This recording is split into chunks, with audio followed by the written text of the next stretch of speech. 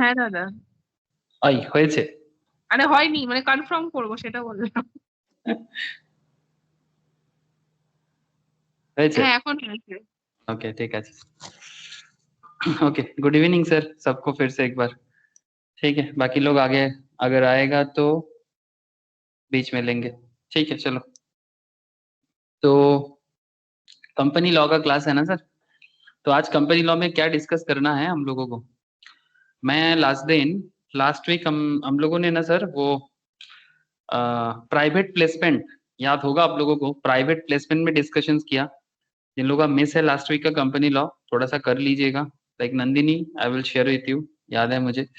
अच्छा तो private placement करने के बाद हम लोगों ने एक न्यू टॉपिक भी स्टार्ट किया था। टॉपिक क्या है? न्यू टॉपिक था आपका शेयर कैपिटल एंड डिबेंचर, है ना सर? याद आ रहा है किसी को थोड़ा थोड़ा? रोशनी थोड़ा हाँ थोड़ा सर। याद आ रहा है ना? प्रियतमा very good sir. Share capital and debenture. तो वर्ड बड़ा ही जाना पहचाना सा है। शेयर कैपिटल बोलते ही दो फेमस मतलब वर्ड आ जाता है, इक्विटी शेयर, शेयर मार्केट, है ना? ये कंपनी लॉ पढ़ते पढ़ते शेयर मार्केट मेरा कंपनी लॉ है ही नहीं, इसीलिए मैं बार बार एक ही चीज बोलता रहता हूँ। तो बेसिकली ये कंपनी का जो पूरा का पूरा शेयर का खेल है, डिवेंचर का खेल है, इक्विटी शेयर कैपिटल का खेल, प्रेफरेंस शेयर कैपिटल का एरिया, डिवेंचर का एरिया, इसी को लेके मैं बात करूंगा आप लोगों के साथ। तो बेसिकली देखो अगर मैं सिंपल बोलूं कि इक्विटी शेयर कैपिटल, डिवेंचर या प्रेफरेंस शेयर कैपिटल है क्या, तो in simple these R securities, है ना? मतलब मार्केट में जो कंपनी बिजनेस करता है इनको मार्केट से पैसा रेज करना है, बेसिकली सिंपल बात है ना। फंड रेज करना है। आप लोग बात समझ पा रहे हैं सर कि मार्केट से कंपनी को क्या करना है? फंड रेज करना है। जैसे कि इक्विटी शेयर के थ्रू से रेज करेगा, प्रेफरेंस शेयर के थ्रू से रेज करेगा। बट इन लोगों का कैरेक्टर थोड़ा अलग है। कैरेक्टर मतलब जैसे इक्विटी शेयर का कैपिटल थोड़ा मतलब कैरेक्टर अलग है। इक्विटी शेयर को सपोज मानो कि मार्केट में, शेयर मार्केट में कितना सारा कंपनीज है। अगर आप किसी कंपनी का शेयर में इन्वेस्ट करते हो, आप सोच रहे हो कि आपको रिटर्न में ज्यादा मिलेगा, इसी चलते कि आप इन्वेस्ट करते हो। क्या रे शुभो? शेयर मार्केट में इन्वेस्टमेंट क्यों करता है? ज्यादा पाने के लिए ना। मतलब सपोज यू इन्वेस्ट 100 रुपीज, हाँ you want to get back at least 20 rupees extra. यही यही ऑब्जेक्टिव होता है ना। हेलो। है दादा। हाँ। तो बेसिकली मेरा यहाँ पर क्वेश्चन बड़ा सिंपल है कि कंपनी को क्या चाहिए? कंपनी को बिजनेस करने के लिए कैपिटल चाहिए। और इन्वेस्टर को क्या चाहिए? सर इन्वेस्टर मार्केट में इन्वेस्ट करके रिटर्न कमाना चाहता है। तो बेसिकली जो इन्वेस्ट करता है वो कंपनी के बिजनेस पे इन्वेस्ट करता है। और जो बिजनेसमैन है या जो कंपनी है वो चाहते हैं कि कोई मुझे मेरे बिजनेस में इन्वेस्ट करे, ताकि मुझे कैपिटल मिल जाए और उस कैपिटल को मार्केट में यूज करके मैं खुद को भी रिटर्न दूंगा, और जो भी मुझे मेरे बिजनेस पे इन्वेस्ट करेगा मैं उसको भी रिटर्न दूंगा। सिंपल बात है ना सर। जो मेरे बिजनेस में इन्वेस्ट करेगा मैं उसे भी रिटर्न दूंगा, और मैं खुद को भी रिटर्न दूंगा। अगर मैं एक सिंपल लेमैन की तरह बात को समझने का कोशिश करूं तो बहुत गलत तो नहीं बोलूंगा ना सर? In simple. हाँ रोशनी, अगर एक सिंपल लेमैन नहीं की दादा, तरह एकदम ठीक ठाक बोले। इट्स अ सिंपल थिंग कि भाई कंपनी मार्केट से पैसा रेज करना चाहता है, उसको चाहिए फंड, और बदले में आपको वो खुद को भी कुछ रिटर्न देगा और उस आपको भी कुछ रिटर्न देगा। लेकिन पॉइंट है सर कंपनी लॉ, ये सब जो लेना देना का खेल है ना, कभी कंपनी को पब्लिक कंपनी को दे रहा है, कभी कंपनी पब्लिक को दे रहा है, इसके पीछे लेने देने के चक्कर में काफी सारा लीगल कॉन्सेप्ट छुपा हुआ रहता है। अब वो लीगल कॉन्सेप्ट ही तो आप लोग कंपनी लॉ में पढ़ते हो। तो जो लोग स्टॉक मार्केट में इन्वेस्टमेंट वगैरह करते हो, वो लोग सिर्फ इन्वेस्टमेंट का एरिया को देखते हो, बट लीगल प्रोस्पेक्ट में ज्यादा ध्यान नहीं देता। लेकिन ये एक सुविधा है सर, आप लोग प्रोफेशनल स्टूडेंट्स हो, तो ये एक चार्टर्ड अकाउंटेंट को, एक कॉस्ट अकाउंटेंट को, या फिर एक कंपनी सेक्रेटरी को थोड़ा सा मूव है, मतलब थोड़ा सा मूव अहेड करके रखता है। मतलब थोड़ा सा वो बाकी लोगों से थोड़ा सा आगे होता है, बिकॉज उनको पता होता है कि भाई इसका पूरा लीगल खेल क्या है, मतलब क्या कैरेक्टर है, क्या कॉन्सेप्ट है। मैं आज आप लोगों को कुछ प्रैक्टिकल एरिया भी कवर करूंगा, देखता हूँ सर, और कुछ क्वेश्चंस भी, कुछ केस स्टडीज भी बताऊंगा। तो अब लोग ना धीरे धीरे ये कंपनी का ये जो शेयर कैपिटल और डिवेंचर या फिर equity share capital, preference share capital का कैरेक्टर का जो ओवरऑल एरिया है, कि मार्केट से कंपनी मनी तो रेज करता है, फंड तो रेज करता है, फिर इसके पीछे का लीगल मैटर क्या छुपा हुआ होता है, इसी को तो जानना है। चलो सर मैं स्क्रीन शेयर करता हूँ, ठीक है? सिर्फ मेरे ये कहानी सुन के तो कोई फायदा नहीं है, कहानी को रियल में समझना भी होगा। अच्छा, स्क्रीन शेयर है कि नहीं मुझे थोड़ा बताइएगा। स्क्रीन शेयर है? हाँ सर। ओके सर, बस काफी है, और कुछ नहीं चाहिए। बाकी चलो सर, क्लास करते करते समझते हुए चलेंगे। तो company law, share capital and debenture, है ना सर? चलो sir, company law, share capital and debenture. Okay, now what is this share capital and what is this debenture? करता क्या है? मैं लास्ट क्लास में थोड़ा सा आप लोगों को ओवरव्यू दिया था, अगर आप लोगों को याद है तो मैं एक बार रिकॉल करा सकता हूँ आप लोगों को। ये देखो सर, कितना तरह का शेयर कैपिटल होता है, इसका एक कॉन्सेप्ट मैंने डिस्कस किया था कि types of share capital, kinds of share capital. Equity share capital होता है, प्रेफरेंस शेयर कैपिटल होता है। Equity share capital with voting rights, equity share capital with referential right as to dividend और voting और otherwise. Preference share capital carries preferential right, है ना sir? Preferential capital carries preferential right with respect to payment of dividend and repayment of capital at the time of winding up। Sir क्या चल क्या रहा है? Sir एक बार मैं आपको बता रहा हूँ कि ये सब जो है इसको मैं आप लोगों को समझाने वाला हूँ, ठीक है? तो काइंड्स ऑफ शेयर कैपिटल में आपके पास इक्विटी शेयर कैपिटल है, आपके पास प्रेफरेंस शेयर कैपिटल है। इक्विटी शेयर कैपिटल का वोटिंग राइट का क्या खेल है? मतलब अगर आप कंपनी पे इन्वेस्टमेंट करते हो, कंपनी पे कैपिटल देते हो, तो क्या कंपनी आपको उसके डिसीजन मेकिंग में वोट देने का राइट देगा? हाँ सर, बोलो ना सर। अगर आप कंपनी में इन्वेस्ट करते हो तो क्या कंपनी आपको वोट देने का राइट देगा? हाँ सर, वोट देने। यस सर, एक चैप्टर इससे पहले हुआ था, जिन लोगों ने उस टाइम पे था, ठीक है, वो वोटिंग राइट्स, मेंबरशिप का चैप्टर था, ठीक है। उस चैप्टर में हम लोगों ने वोटिंग वगैरह के बारे में पढ़ के आए हैं। जिन लोग नहीं किया वो लोग बाद में फिर से करेगा, ठीक है, डोंट वरी। लेकिन पॉइंट इज दैट कि ये जो मेंबर्स एंड मेंबरशिप का जो एरिया है, कौन वोट दे सकता है, कितना वे से वोट दे सकता है, पोस्टल बैलेट वगैरह, तो वो सब तो मैं अलग वो वाला चैप्टर में करा के आया, या फिर बाद में फिर से मैं करवाऊंगा। लेकिन यहाँ पर मैं बस आपको इतना कहना चाहता हूँ कि एक शेयर होल्डर के नाते क्या कंपनी के डिसीजन मेकिंग पे आपका वोट देने का अधिकार है? कितना है, कितना मतलब प्रोपोर्शन का है, ये समझना होगा आप लोगों को, ठीक है? कि आप कंपनी के मीटिंग में जा सकते हो, कंपनी मीटिंग करते हैं, एनुअल जनरल मीटिंग करते हैं, एक्स्ट्रा ऑर्डिनरी जनरल मीटिंग करते हैं। बेसिक्स ऑफ कंपनी लॉ के एरिया में भी मैंने थोड़ा बहुत ये सब मैटर में बात करता था। हाँ नंदिनी, याद है? बेसिक्स ऑफ कंपनी लॉ में भी तो मैं ये सब बारे में डिस्कस करता था। हाँ सर। हाँ, तो यहाँ पर थोड़ा सा हम लोग क्या कर रहे हैं, अभी डेप्थ में आ गए, ठीक है। तो ये जो भी कंपनी में शेयर होल्डर होते हैं, लाइक कंपनी को इन्वेस्टमेंट करके इक्विटी शेयर कैपिटल देते हैं या प्रेफरेंस शेयर, बट क्या इक्विटी शेयर क्या प्रेफरेंस शेयर, ओके वेट करो। वोटिंग राइट्स का क्या कॉन्सेप्ट है, ठीक है। अच्छा, with respect to payment of dividend का क्या खेल है, वाइंडिंग अप, जब बिजनेस बंद हो जाता है तब शेयर होल्डर का क्या कॉन्सेप्ट है। जब बिजनेस बंद होता है, वाइंडिंग अप मतलब किसी बिजनेस को क्लोज करना या बंद कर देना, ठीक है। तो बिजनेस बंद करने के टाइम पे क्या कॉन्सेप्ट काम करता है, तो ये था एक। अच्छा, प्रेफरेंस शेयर का भी कई तरह का टाइप होता है, ये भी मैंने लास्ट क्लास में बताया था।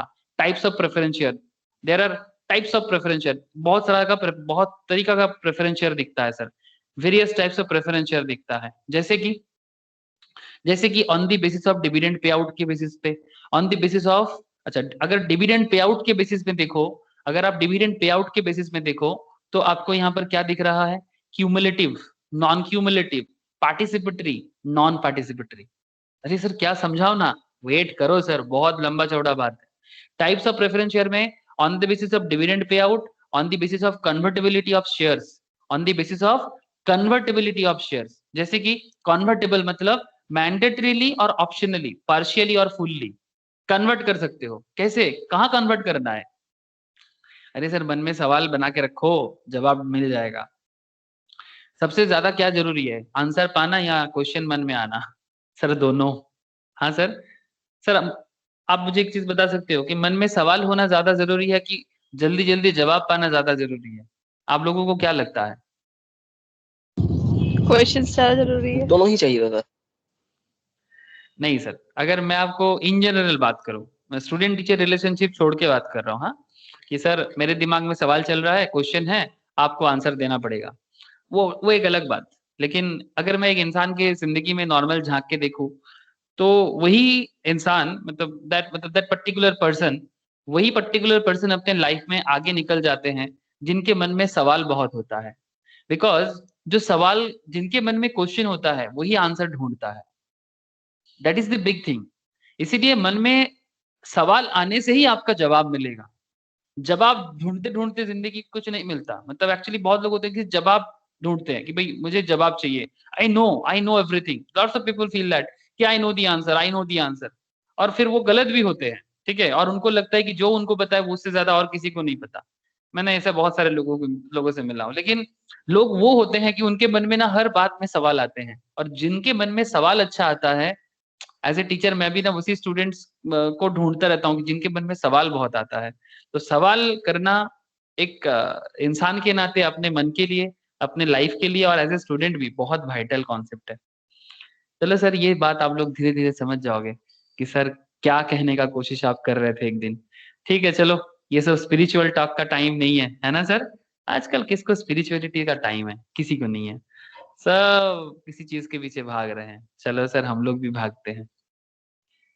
On the basis of redeemability, on the basis of redeemability. Redeemable मतलब सपोज मानो कि आप किसी प्रेफरेंस शेयर में इन्वेस्टमेंट किया, ठीक है, से फॉर एग्जांपल आप किसी कंपनी में रिलायंस ने प्रेफरेंस शेयर इशू किया, आपने रिलायंस में प्रेफरेंस शेयर में खरीद लिया। अब सवाल है कि रिलायंस कितना दिन बाद आपका ये प्रेफरेंस शेयर को रिडीम करेगा, मतलब ये आपको वापस करेगा। सिंपल बात है, ठीक है। ऑन द बेसिस ऑफ रिडीमेबिलिटी के हिसाब से क्या प्रेफरेंस शेयर रिडीमेबल है, क्या इरिडीमेबल है, मतलब कभी रिडीम नहीं होगा, तो फिर मेरा पैसा नहीं देगा? अरे सर, आपको लाइफ लॉन्ग इंटरेस्ट देगा, लाइफ लॉन्ग आपको डिविडेंड पे करता जाएगा। इस तरह का भी होता है, इस तरह का भी होता है। और क्या होता है सर? फिर डिवेंचर होता है। क्या होता है? डिवेंचर। ये भी एक तरह का सिक्योरिटी है। ये सब क्या है सर? ये सब सिक्योरिटीज है। सिक्योरिटीज मतलब जिसके थ्रू से कंपनी मार्केट से पैसा उठाते हैं और जिसके थ्रू से पब्लिक मार्केट में इन्वेस्टमेंट करते हैं। मतलब ये सब, इसको क्या बोलते हैं? Security instrument. Security instrument. Sir security instrument क्यों? अरे सर, आपका जिंदगी का सवाल है, आपका मनी का सवाल है, ठीक है, तो कोई ना कोई होता भी है सर इसको सिक्योर करने के लिए। सर कौन होते हैं सिक्योर करने के लिए? वो भी बात करूंगा ना कि इसको सिक्योर कौन करता है, कैपिटल मार्केट में ये सब किस तरह से काम करते हैं, उसका लीगल नेचर समझना ही तो आपका मेन पर्पस है।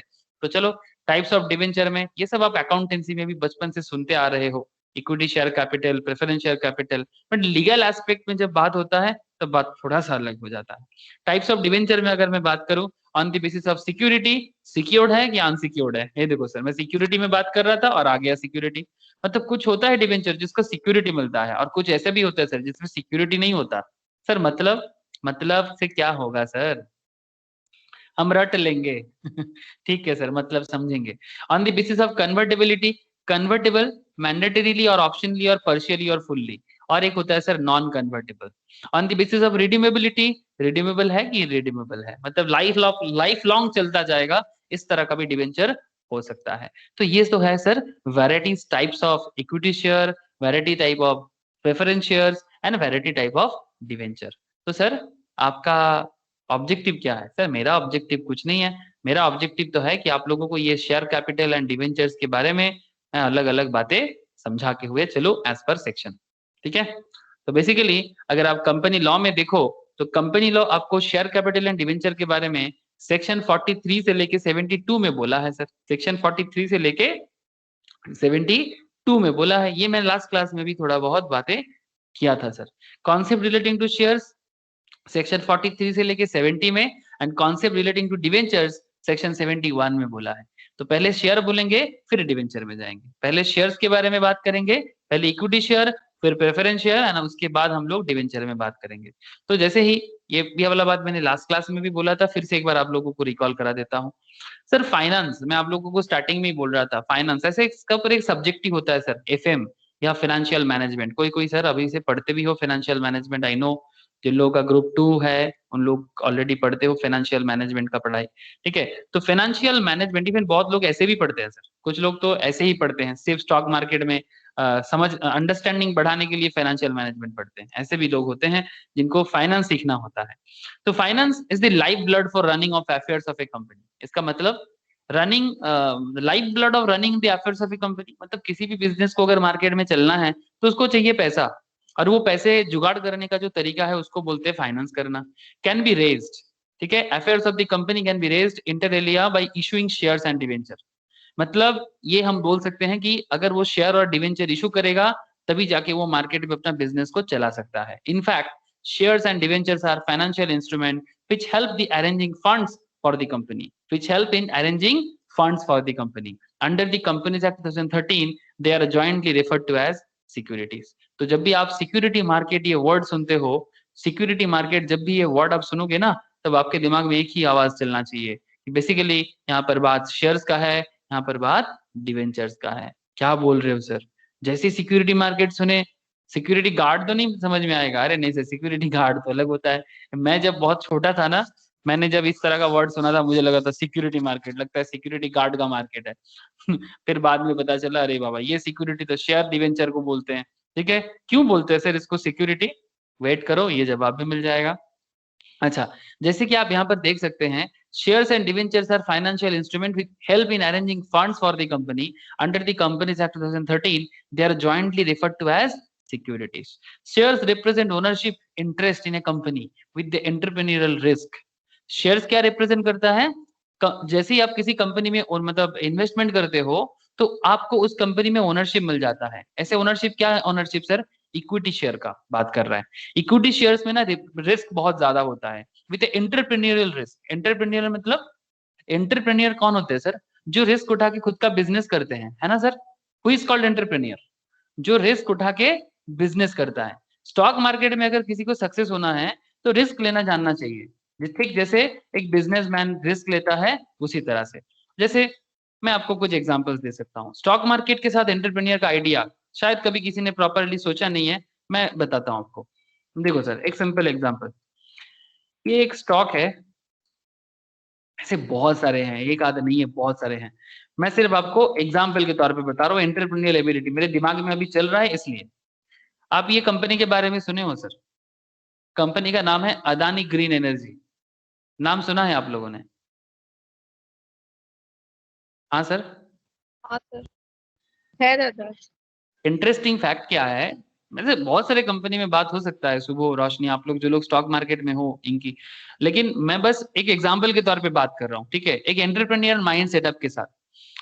आई होप जो लोग स्टॉक मार्केट क्लास करते हैं उनके साथ मैं ये अदानी ग्रीन को लेके बहुत पहले से ही बात कर रहा हूँ, और भी कंपनी में बात करता हूँ, बट ये भी एक कंपनी है। तो इसके बारे में जब भी मैं बात किया था तो एक एंटरप्रेन्योर माइंडसेट के साथ ये बात था कि अदानी ग्रीन रिन्यूएबल एनर्जी पे बिजनेस करता है। रिन्यूएबल एनर्जी क्या होता है सर? रिन्यूएबल एनर्जी का मतलब होता है कि वो पेट्रोल डीजल का बात नहीं है, ऑयल वगैरह से बात नहीं करेगा, मतलब ऐसा एनर्जी जो न्यू वे ऑफ इलेक्ट्रिफिकेशन का काम करेगा। ठीक है, जैसे कि सोलर पावर हो गया, जैसे कि हाइड्रो पावर हो गया, ठीक है, जैसे कि आपका क्या बोलते हैं सर, बहुत सारे ऐसे बहुत सारे पावर जनरेशन कॉन्सेप्ट है, एक्सेप्ट ऑयल पेट्रोल कोल ये सब छोड़ के। ठीक है, तो ये ग्रीन एनर्जी है जो बेसिकली नेचुरल रिसोर्सेज को यूज करेगा, but like solar power, like hydro power, ये सब मैटर पे काम करेगा। तो इसका फ्यूचर है ना सर, इसका फ्यूचर है, ऐसे बिजनेस का फ्यूचर है। आप एक साल में देखो, एक स्टॉक का दाम हार्डली 250 के आसपास में था। जस्ट लुक 1 ईयर में ये शेयर कहां से पहुंचा? 1 ईयर में 200 300 के आसपास का एक एक शेयर का दाम था। एक एक शेयर अभी करीब करीब 1280 में ट्रेड कर रहा है। ओके, मैं अभी स्टॉक मार्केट में बात नहीं करूंगा, this is not my mentality now. ठीक है, वो तो स्टॉक मार्केट क्लास में बात करूंगा सर, क्यों इंक्रीज हुआ है, क्यों डिक्रीज हुआ है, वो मैं बात अभी करूंगा ही नहीं। मेरा अभी एक ही बात है सर, इसमें एंटरप्रेन्योरियल स्किल कहां से आ गया। मेरा कॉन्सेप्ट बड़ा सिंपल है कि अगर किसी ने अदानी ग्रीन पे 300 पर शेयर में इन्वेस्ट किया था 1 ईयर बैक, ओके सर, अभी भी इन्वेस्ट करेगा तो चलेगा? हाँ सर चलेगा, अभी भी इन्वेस्ट करेगा तो ये शेयर 2000 के आसपास पहुंचेगा और सामने 1 1.5 2 साल में 2000 क्रॉस करेगा, ऑब्वियसली करेगा। नाउ पॉइंट इज दैट कि ये एंटरप्रेन्योर एबिलिटी क्या होता है कि किसी बिजनेस का फ्यूचर को अंडरस्टैंड करना और फिर उस बिजनेस में इन्वेस्ट करना।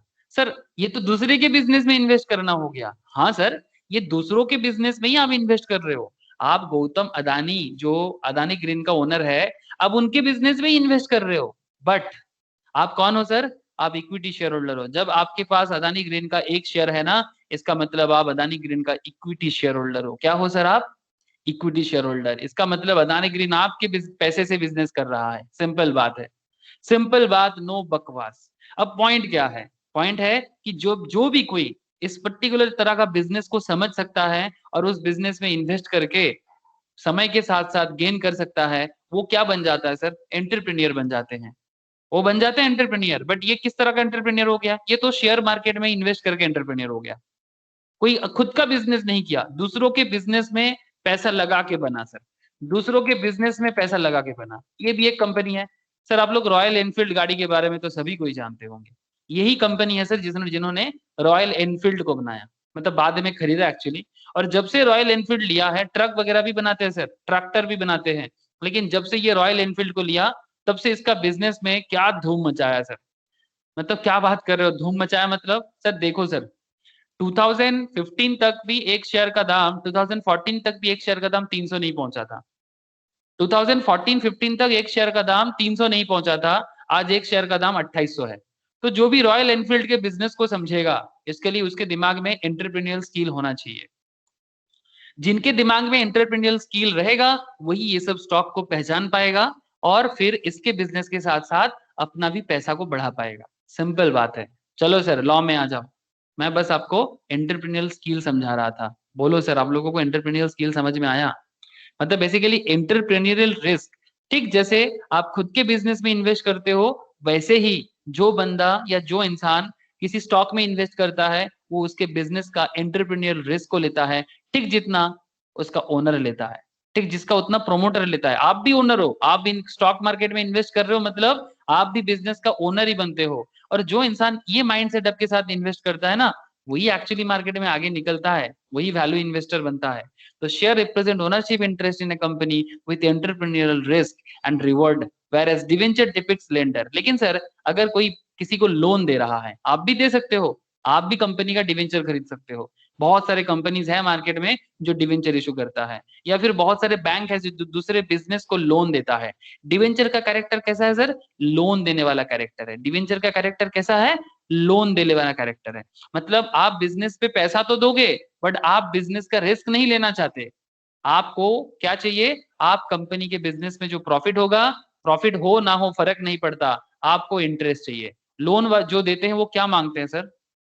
आप ही लोग बताओ। जो लोन प्रोवाइड करते हैं वो बदले में क्या मांगते हैं? इंटरेस्ट मांगते हैं। इनको रिटर्न में इंटरेस्ट चाहिए। लेकिन इक्विटी शेयर होल्डर को कोई फिक्स अमाउंट नहीं मिलता। इक्विटी शेयर होल्डर को लॉस भी हो सकता है, बिकॉज वो एंटरप्रेन्योरियल रिस्क लेके आते हैं। लेकिन जो लोन प्रोवाइड करते हैं वो किसी तरह का एंटरप्रेन्योरियल रिस्क लेने के लिए रेडी नहीं रहता, वो तो बिजनेस पे लोन प्रोवाइड करते हैं, just like a bank, just like a bank. Sir ऐसे हम लोग भी कंपनी को लोन दे सकते हैं? अरे हाँ सर, हम लोग भी बिजनेस को लोन दे सकते हैं। देना चाहते हो? चलो सर लोन मार्केट देख के आते हैं। चलो बॉन्ड मार्केट घूम के आए। हाँ सर, बॉन्ड मार्केट को ही लोन मार्केट बोल सकते हैं।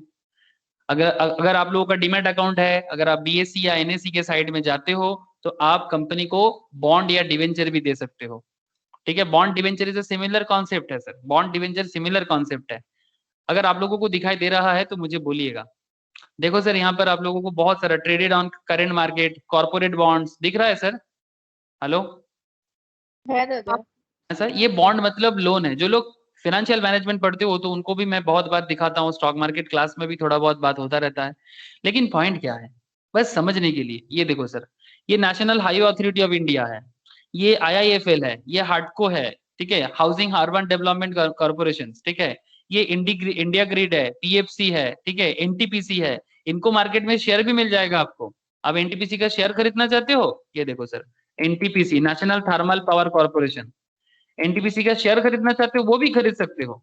ये भी अच्छा कंपनी है। ये जो इंडिया में जो थर्मल पावर चलता है उसका बहुत परसेंटेज शेयर होल्डिंग इसके हाथ में है। मतलब जो कोल पावर के थ्रू से इलेक्ट्रिसिटी चलता है, वो वाला इलेक्ट्रिसिटी जनरेट करता है।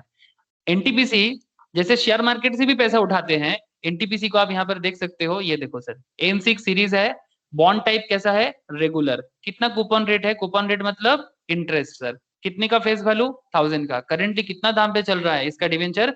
1437, ठीक है। और वॉल्यूम कितने का है? 1348 शेयर्स का है। कितना वैल्यू है? करीब 20 लाख का वैल्यू है। रेटिंग भी अच्छा दिया है। कब कब इसका वैल्यूएशन खत्म होगा? मतलब मैच्योरिटी डेट क्या है? 16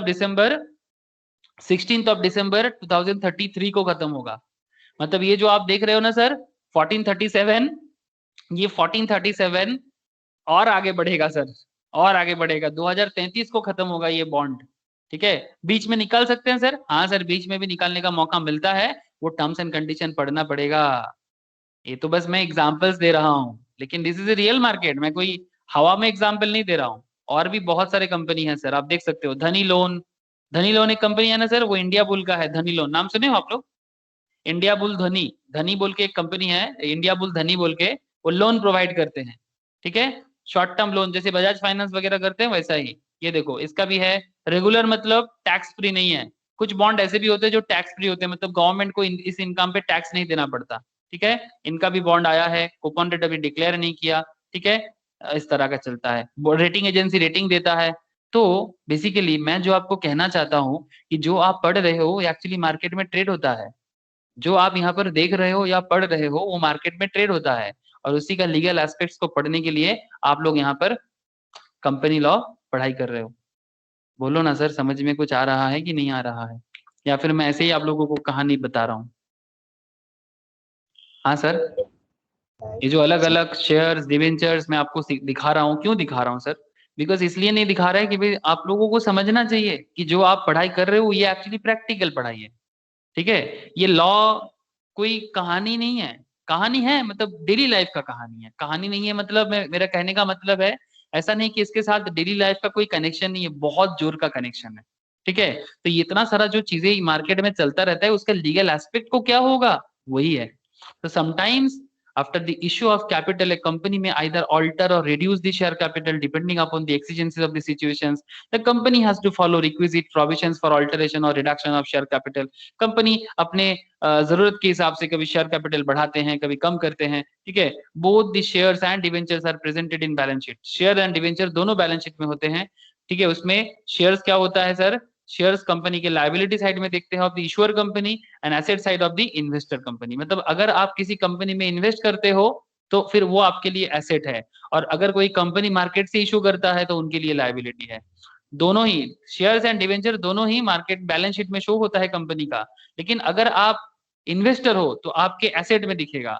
और अगर आप कंपनी इशू कर रहे हो, ठीक है, ठीक जिस तरह से ये सब कंपनी क्या कर रहा है, इन्वेस्ट कर रहा है कि इशू कर रहा है? ये national highway, Shri Ram transport, ये लोग, हाँ ये लोग इश्योर है। तो इनके लिए ये सब क्या है, लाइबिलिटी है ना सर, इनके लिए ये सब लाइबिलिटी है। लेकिन अगर आप इनके बिजनेस में इन्वेस्ट करते हो तो आप अपने बैलेंस शीट में क्या शो करोगे? इन्वेस्टमेंट। इन्वेस्टमेंट शो करोगे। तो इन्वेस्टमेंट आपके बैलेंस शीट में क्या है, एसेट है कि लाइबिलिटी है? इन्वेस्टमेंट आपके बैलेंस शीट में एसेट है, सिंपल बात है। तो इसीलिए लॉ भी आपको बहुत सुंदर करके लिख के रखा है, इसमें कंफ्यूज होने का बात ही नहीं है।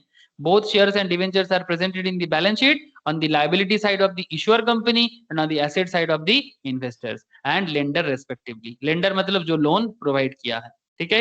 इन्वेस्टर मतलब जो शेयर खरीदा है। Legal provision relating to these instruments, इसको इंस्ट्रूमेंट बोलते हैं ना सर, इसको बोलते हैं सिक्योरिटी इंस्ट्रूमेंट। हाँ सर, इसको बोलते हैं security instrument. Are covered under chapter 4 of the companies act 2013। 43 से लेके 72 में इसका सारे के सारे लीगल प्रोविजंस के बारे में डिस्कस किया गया है। And the company share capital and debenture rules 2014 का जो चैप्टर्स है उसके अंदर भी बोला गया है। And amendment from time to time, समय के साथ साथ अमेंडमेंट भी होता है, along with the endorsement in the company formation documents और approved at the suitable company forum wherever necessary। जब जब जहां जहां जरूरत पड़ता है तब तक इसके ऊपर चेंजेस आता रहता है। मैंने आप लोगों को इसके बारे में भी बोला था, मुझे ये भी याद है, ठीक है, फिर भी मैं इसलिए बोल रहा हूँ बिकॉज लास्ट क्लास में मैंने बहुत ही कम बोला था, इसलिए मैं थोड़ा डिटेल्स में ही बोल रहा हूँ।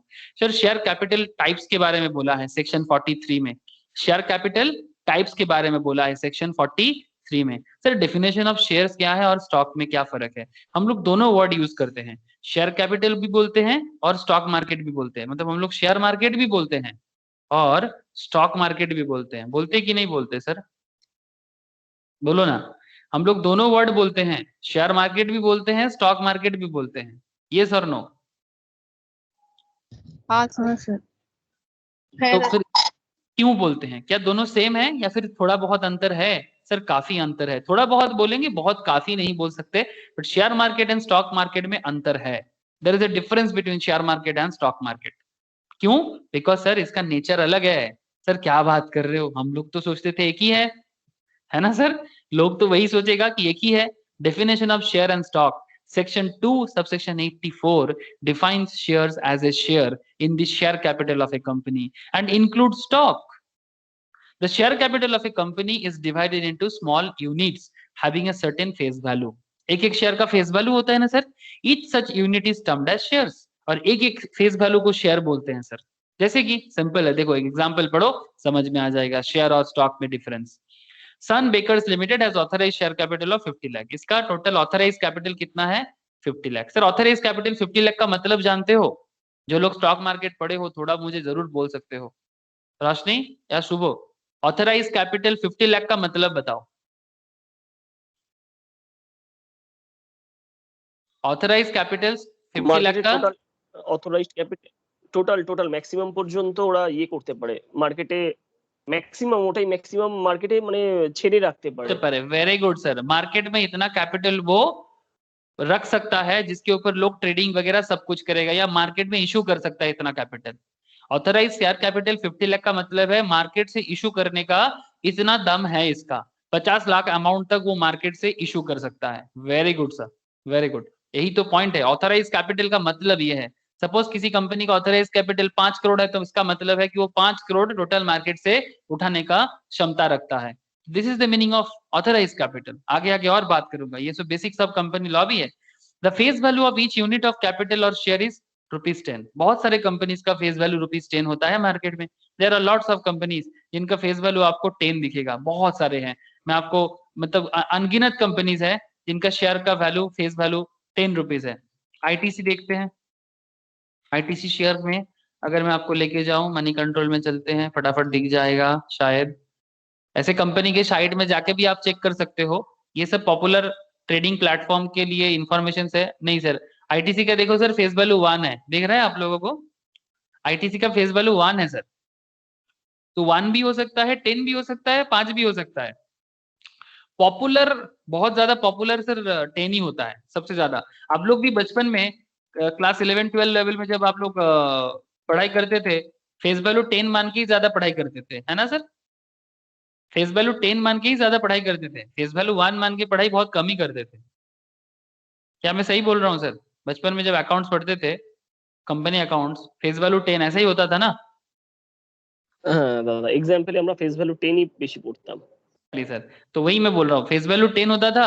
और फिर अगर प्रीमियम में इशू होता था, ऐसे करते थे ना कि प्रीमियम ₹2 था तो मतलब मार्केट में ₹2 ज्यादा दाम पे आता था, फिर सिक्योरिटी प्रीमियम अकाउंट बनाना पड़ता था, है ना सर?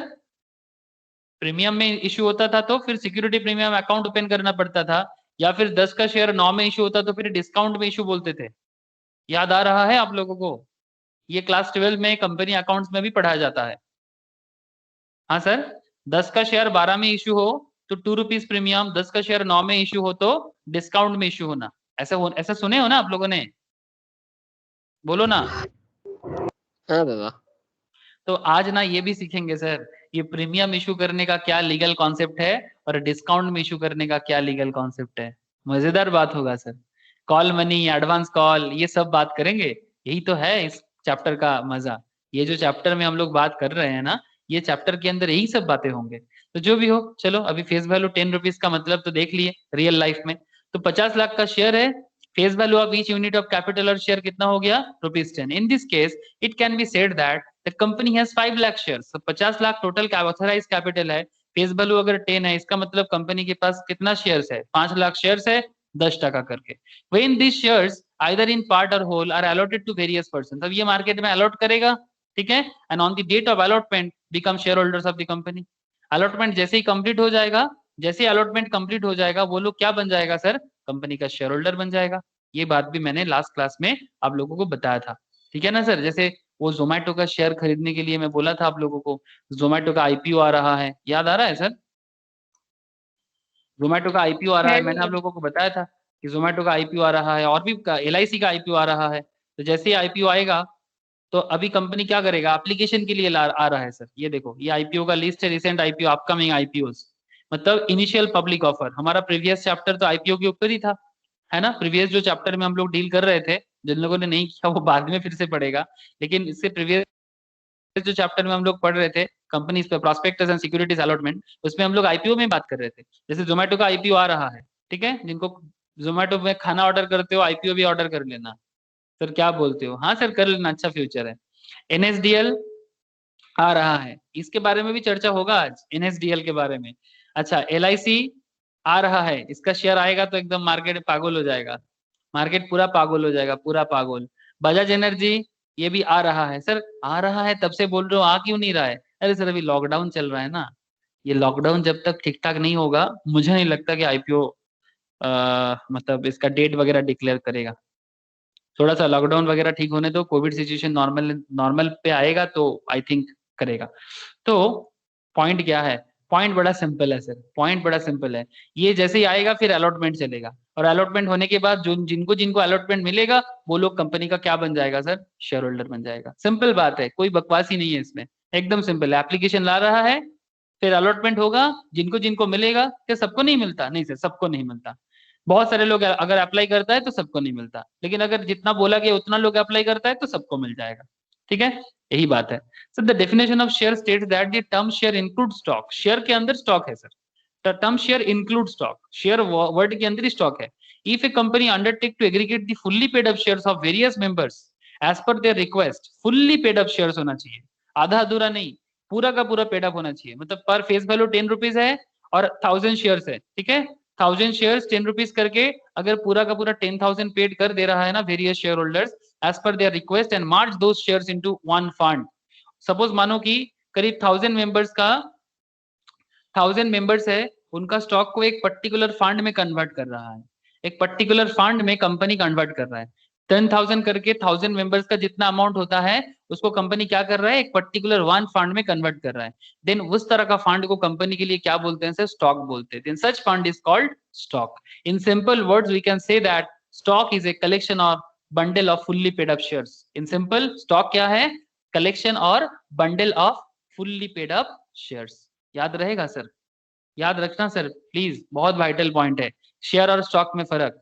स्टॉक का मतलब होता है कलेक्शन और bundle of fully paid up share. Fully paid up मतलब फेस वैल्यू 10 रुपीज है, हम लोग बचपन में ऐसे पढ़ते थे ना सर कि 10 रुपीज का है तो फिर इसमें से पहले एप्लीकेशन के लिए 2 रुपीज दिया, फिर अलॉटमेंट में 3 रुपीज दिया, फिर फर्स्ट कॉल में 2 रुपीज दिया, फिर फाइनल कॉल में कितना हुआ? 3 2 5 2 7 3 रुपीज दिया। ठीक है, सपोज मानो एप्लीकेशन दिया, अलॉटमेंट दिया, लेकिन अभी भी फर्स्ट कॉल और फाइनल कॉल का पेमेंट देना बाकी है। तो अगर फर्स्ट कॉल फाइनल कॉल का पेमेंट देना बाकी है तो फिर उसको क्या फुल्ली पेड अप शेयर बोलेंगे या पार्टली पेड अप बोलेंगे? Partly paid up. तो पार्टली पेड अप शेयर्स कभी स्टॉक में कन्वर्ट नहीं हो सकता। स्टॉक में कन्वर्ट करना हो तो फुल्ली पेड अप शेयर्स का वेरियस मेंबर्स का रिक्वेस्ट या उसके मार्च करके उनका जो भी फंड है उनको मार्च करके एक वन फंड बनाया जाता है जो कंपनी अपने पर्पस के लिए रखता है। ठीक है, अपने पर्पस के लिए यूज करेगा तो उसको बोलेगा sir stock. And that is the reason कि कंपनी को मतलब मार्केट में इस तरह का कंपनी जो बिजनेस करता है या मार्केट में चलता है इसको स्टॉक मार्केट भी बोलते हैं, शेयर मार्केट भी बोलते हैं, स्टॉक मार्केट भी बोलते हैं। बोलो सर, एनी डाउट?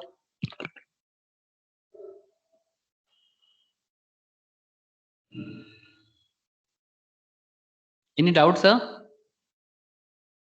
ये जो शेयर मार्केट का लीगल एस्पेक्ट्स में बात चल रहा है सर, है ना, एकदम लीगल एस्पेक्ट्स में बात चल रहा है। According to section 61 subsection 1 clause C, a limited company having a share capital after completing certain formalities can convert all or any of its fully paid up shares into stock। कुछ formalities complete करने के बाद कोई भी limited company, public limited company अपना कोई भी fully paid up shares को स्टॉक में कन्वर्ट कर सकता है and reconvert that stock into fully paid up shares, और उसको फिर से रिकन्वर्ट कर सकता है स्टॉक से फुल्ली पेड अप शेयर्स पे ऑफ एनी डिनोमिनेशंस, कुछ भी दाम पे कन्वर्ट कर सकता है। 10 का शेयर को 5 में कर सकता है, 5 का शेयर्स को 1 में कर सकता है, इसमें कोई पाबंदी नहीं है, देयर इज किसी भी तरह का रोक टोक नहीं है। मतलब स्टॉक से शेयर्स पे कन्वर्ट करना, शेयर से स्टॉक में रिकन्वर्ट करना, उसमें कोई प्रॉब्लम नहीं है। Stock is stated in lump sum where shares being the smallest unit. Stock क्या है सर? लम सम वैल्यू है। शेयर्स क्या है? Smallest unit is having face value, smallest unit जिसका एक फेस वैल्यू होता है। Originally shares are issued to the share holders, while in case of stock the fully paid up shares of the members are converted into stock afterwards। The stock is not issued originally but is obtained by conversion of fully paid।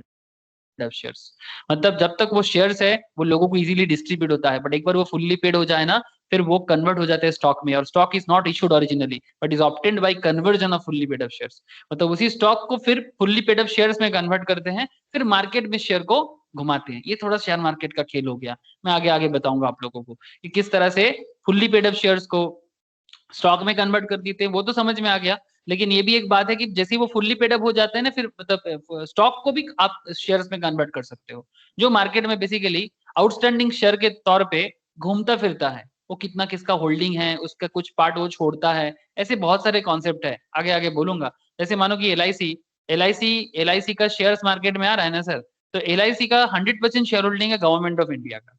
LICI जो है ना sir, life insurance corporation of India, इसका ये currently government hold company है, ठीक है। Currently LICI एक government hold company है। देखो सर मैं आपको दिखाता हूँ, इसका बहुत हाई फाई रेवेन्यू है, बिग बिग रेवेन्यू, हम लोग बहुत सारे लोग LIC में प्रीमियम भरते रहते हैं। रेवेन्यू देख सकते हो, ऑपरेटिंग इनकम देख सकते हो, नेट इनकम देख सकते हो, टोटल एसेट भी भर मतलब बहुत है। ओनर देख सकते हो आप, गवर्नमेंट ऑफ इंडिया दिखाई दे रहा है, दिखाई दिया सर, 100% गवर्नमेंट ऑफ इंडिया इसका ओनर है ना। तो इसको तो मैं इतना बोल सकता हूँ, ऐसे गवर्नमेंट ओन्ड कंपनी, ये स्टॉक मार्केट में लिस्टेड नहीं है, this is not public listed, okay, this is not public listed, listed नहीं है। लेकिन अभी इसका IPO आने वाला है ना सर, ये देखो यहाँ पर दिख रहा है, प्रोसेसिंग ऑलरेडी हो चुका है, बस आने का देरी है, ऑलरेडी प्रोसेस में है, मतलब सेबी का नॉड वगैरह सब कुछ हो गया है, सेबी का नॉड वगैरह सब कुछ हो गया है, तभी तो यहाँ पर दिख रहा है। लेकिन कब आएगा, क्या दाम पे आएगा, ये सब डेटा अभी भी रिलीज नहीं हुआ है, ठीक है। कब आएगा, किस दाम पे आएगा, इसका डेटा अभी तक रिलीज नहीं किया गया है। तो क्या करेगा, ये जो 100% शेयर है, इसमें 100% गवर्नमेंट का होल्डिंग नहीं रहेगा, इसका इसमें से फॉर एग्जांपल 10% शेयर मार्केट में ऑपरेट करने के लिए छोड़ देगा। आप बात समझ रहे हो ना सर, मार्केट में एज एन आउटस्टैंडिंग शेयर ये मार्केट में ऑपरेट करने के लिए छोड़ देगा, जिसको लेके हम लोग बाइंग सेलिंग करते जाएंगे, और उसमें से जो प्रीमियम कलेक्शन होगा वो LIC का इनकम बन जाएगा। बात समझ रहे हो सर, ये गवर्नमेंट का एक अनदर रेवेन्यू सोर्स बन जाएगा। अभी जो पैसा उनको मिलता है ये तो प्रीमियम मिलते हैं, है ना, अब कुछ परसेंटेज छोड़ेगा तो वो परसेंटेज पब्लिक के हाथ में आएगा, तो वो ऐसे स्टॉक आएगा, वो बिजनेस का स्टॉक के बेसिस में आएगा, ठीक है, वो ऐसे प्रीमियम वैल्यू पे नहीं आएगा, ठीक है। ये सब बातें आप लोग धीरे धीरे समझ पाओगे सर, स्टॉक मार्केट के साथ कनेक्टेड होने से आप लोग ऑटोमेटिकली समझ में आता जाएगा कि ये क्या खेल चलता रहता है, ठीक है। लेकिन फिलहाल मैं आपको लीगल एस्पेक्ट्स में इतना समझा जरूर सकता हूँ। ओके सर, ये सब तो बातें हैं, चलो। Following diagram depicts kind of share capital, following diagram depicts kind of share capital, जिसमें काइंड ऑफ शेयर कैपिटल में इक्विटी एंड प्रेफरेंस।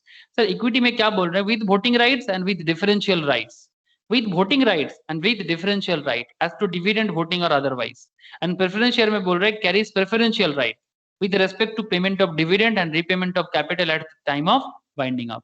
अब इसमें ना मैं कुछ बात आपको एक बार समझाना पसंद करूंगा, ठीक है। ऐसे तो ये बात मैं फाइनेंशियल मैनेजमेंट में भी बहुत ज्यादा बोलता हूँ, लेकिन मुझे लगता है यहाँ पर भी मुझे बोलना जरूरी है, क्योंकि ये लॉ है और लॉ में भी मुझे बताना पड़ेगा।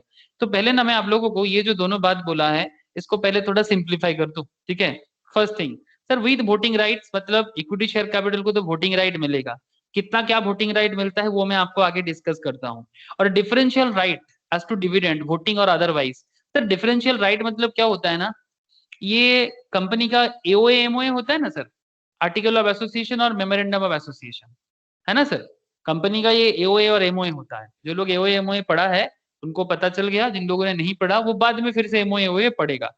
बेसिकली सिंपल बोलो तो MOA क्या होता है, कंपनी का कॉन्स्टिट्यूशन, कंपनी का कॉन्स्टिट्यूशन मतलब कंपनी में कंपनी कैसे चलेगा उसका टोटल कॉन्सेप्ट वहां पर बोला हुआ है, कंपनी का ऑब्जेक्टिव बोला हुआ है, ठीक है, एवरीथिंग। और AOA क्या होता है सर, कंपनी का रूल बुक, कंपनी का रूल बुक। ये सब है बेसिक्स ऑफ कंपनी लॉ का जो एरिया है उसमें कवर करता हूँ। जिन लोग अभी भी नहीं किया कोई बात नहीं, करेगा सर, एकदम करेगा, कहाँ भाग के जाना है सर, करके ही जाना है, जो भी करना है करके ही जाना है।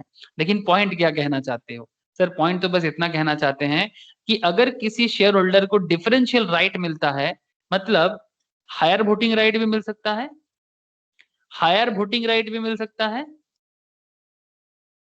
या फिर लेस वोटिंग राइट भी मिल सकता है, मतलब मोर वोटिंग राइट और लेस वोटिंग राइट, हायर और लोअर, ठीक है। हायर वोटिंग राइट भी मिल सकता है, लोअर वोटिंग राइट भी मिल सकता है। तो अगर किसी शेयर होल्डर को हायर या लोअर कुछ भी मिल सकता है तो उनको डिफरेंशियल राइट के हिसाब से कहाँ बोला जाता है सर? आर्टिकल ऑफ एसोसिएशन में या मेमोरेंडम ऑफ एसोसिएशन में इसके बारे में बोलना पड़ता है। मैं आगे आगे और भी थोड़ा बहुत डिस्कस करूंगा, बट यहाँ पर इतना तो आपको समझ आ ही रहा है कि सर शेयर होल्डर वोट। अच्छा, एक चीज मन में किसी का चल रहा होगा, सर ये वोटिंग राइट कहाँ से आ गया? किस बात का वोटिंग होता है? किसके मन में चल रहा है सर ये बात? किस बात का वोटिंग? हाँ सर, किस बात का वोटिंग? क्या लग रहा है किस बात का वोटिंग हो सकता है? कोई मुझे बता सकते हो सर? क्या पर्पस हो सकता है वोटिंग का? এজিএম এজিএম এ ভোটিং রাইটস, অন্য ডিসিশন মেকিং এর জন্য ভোটিং রাইটস থাকে। অন্য জায়গায় যদি কোম্পানি ইনভেস্টমেন্ট করতে চায় তখন ভোটিং রাইটস লাগে বিশেষ वेरी করে। Good sir, very good sir, I understand, I will fully understand. Very good सुबह। नाउ जिनको समझ नहीं आ रहा है मैं उनको थोड़ा सा बताना चाहता हूँ।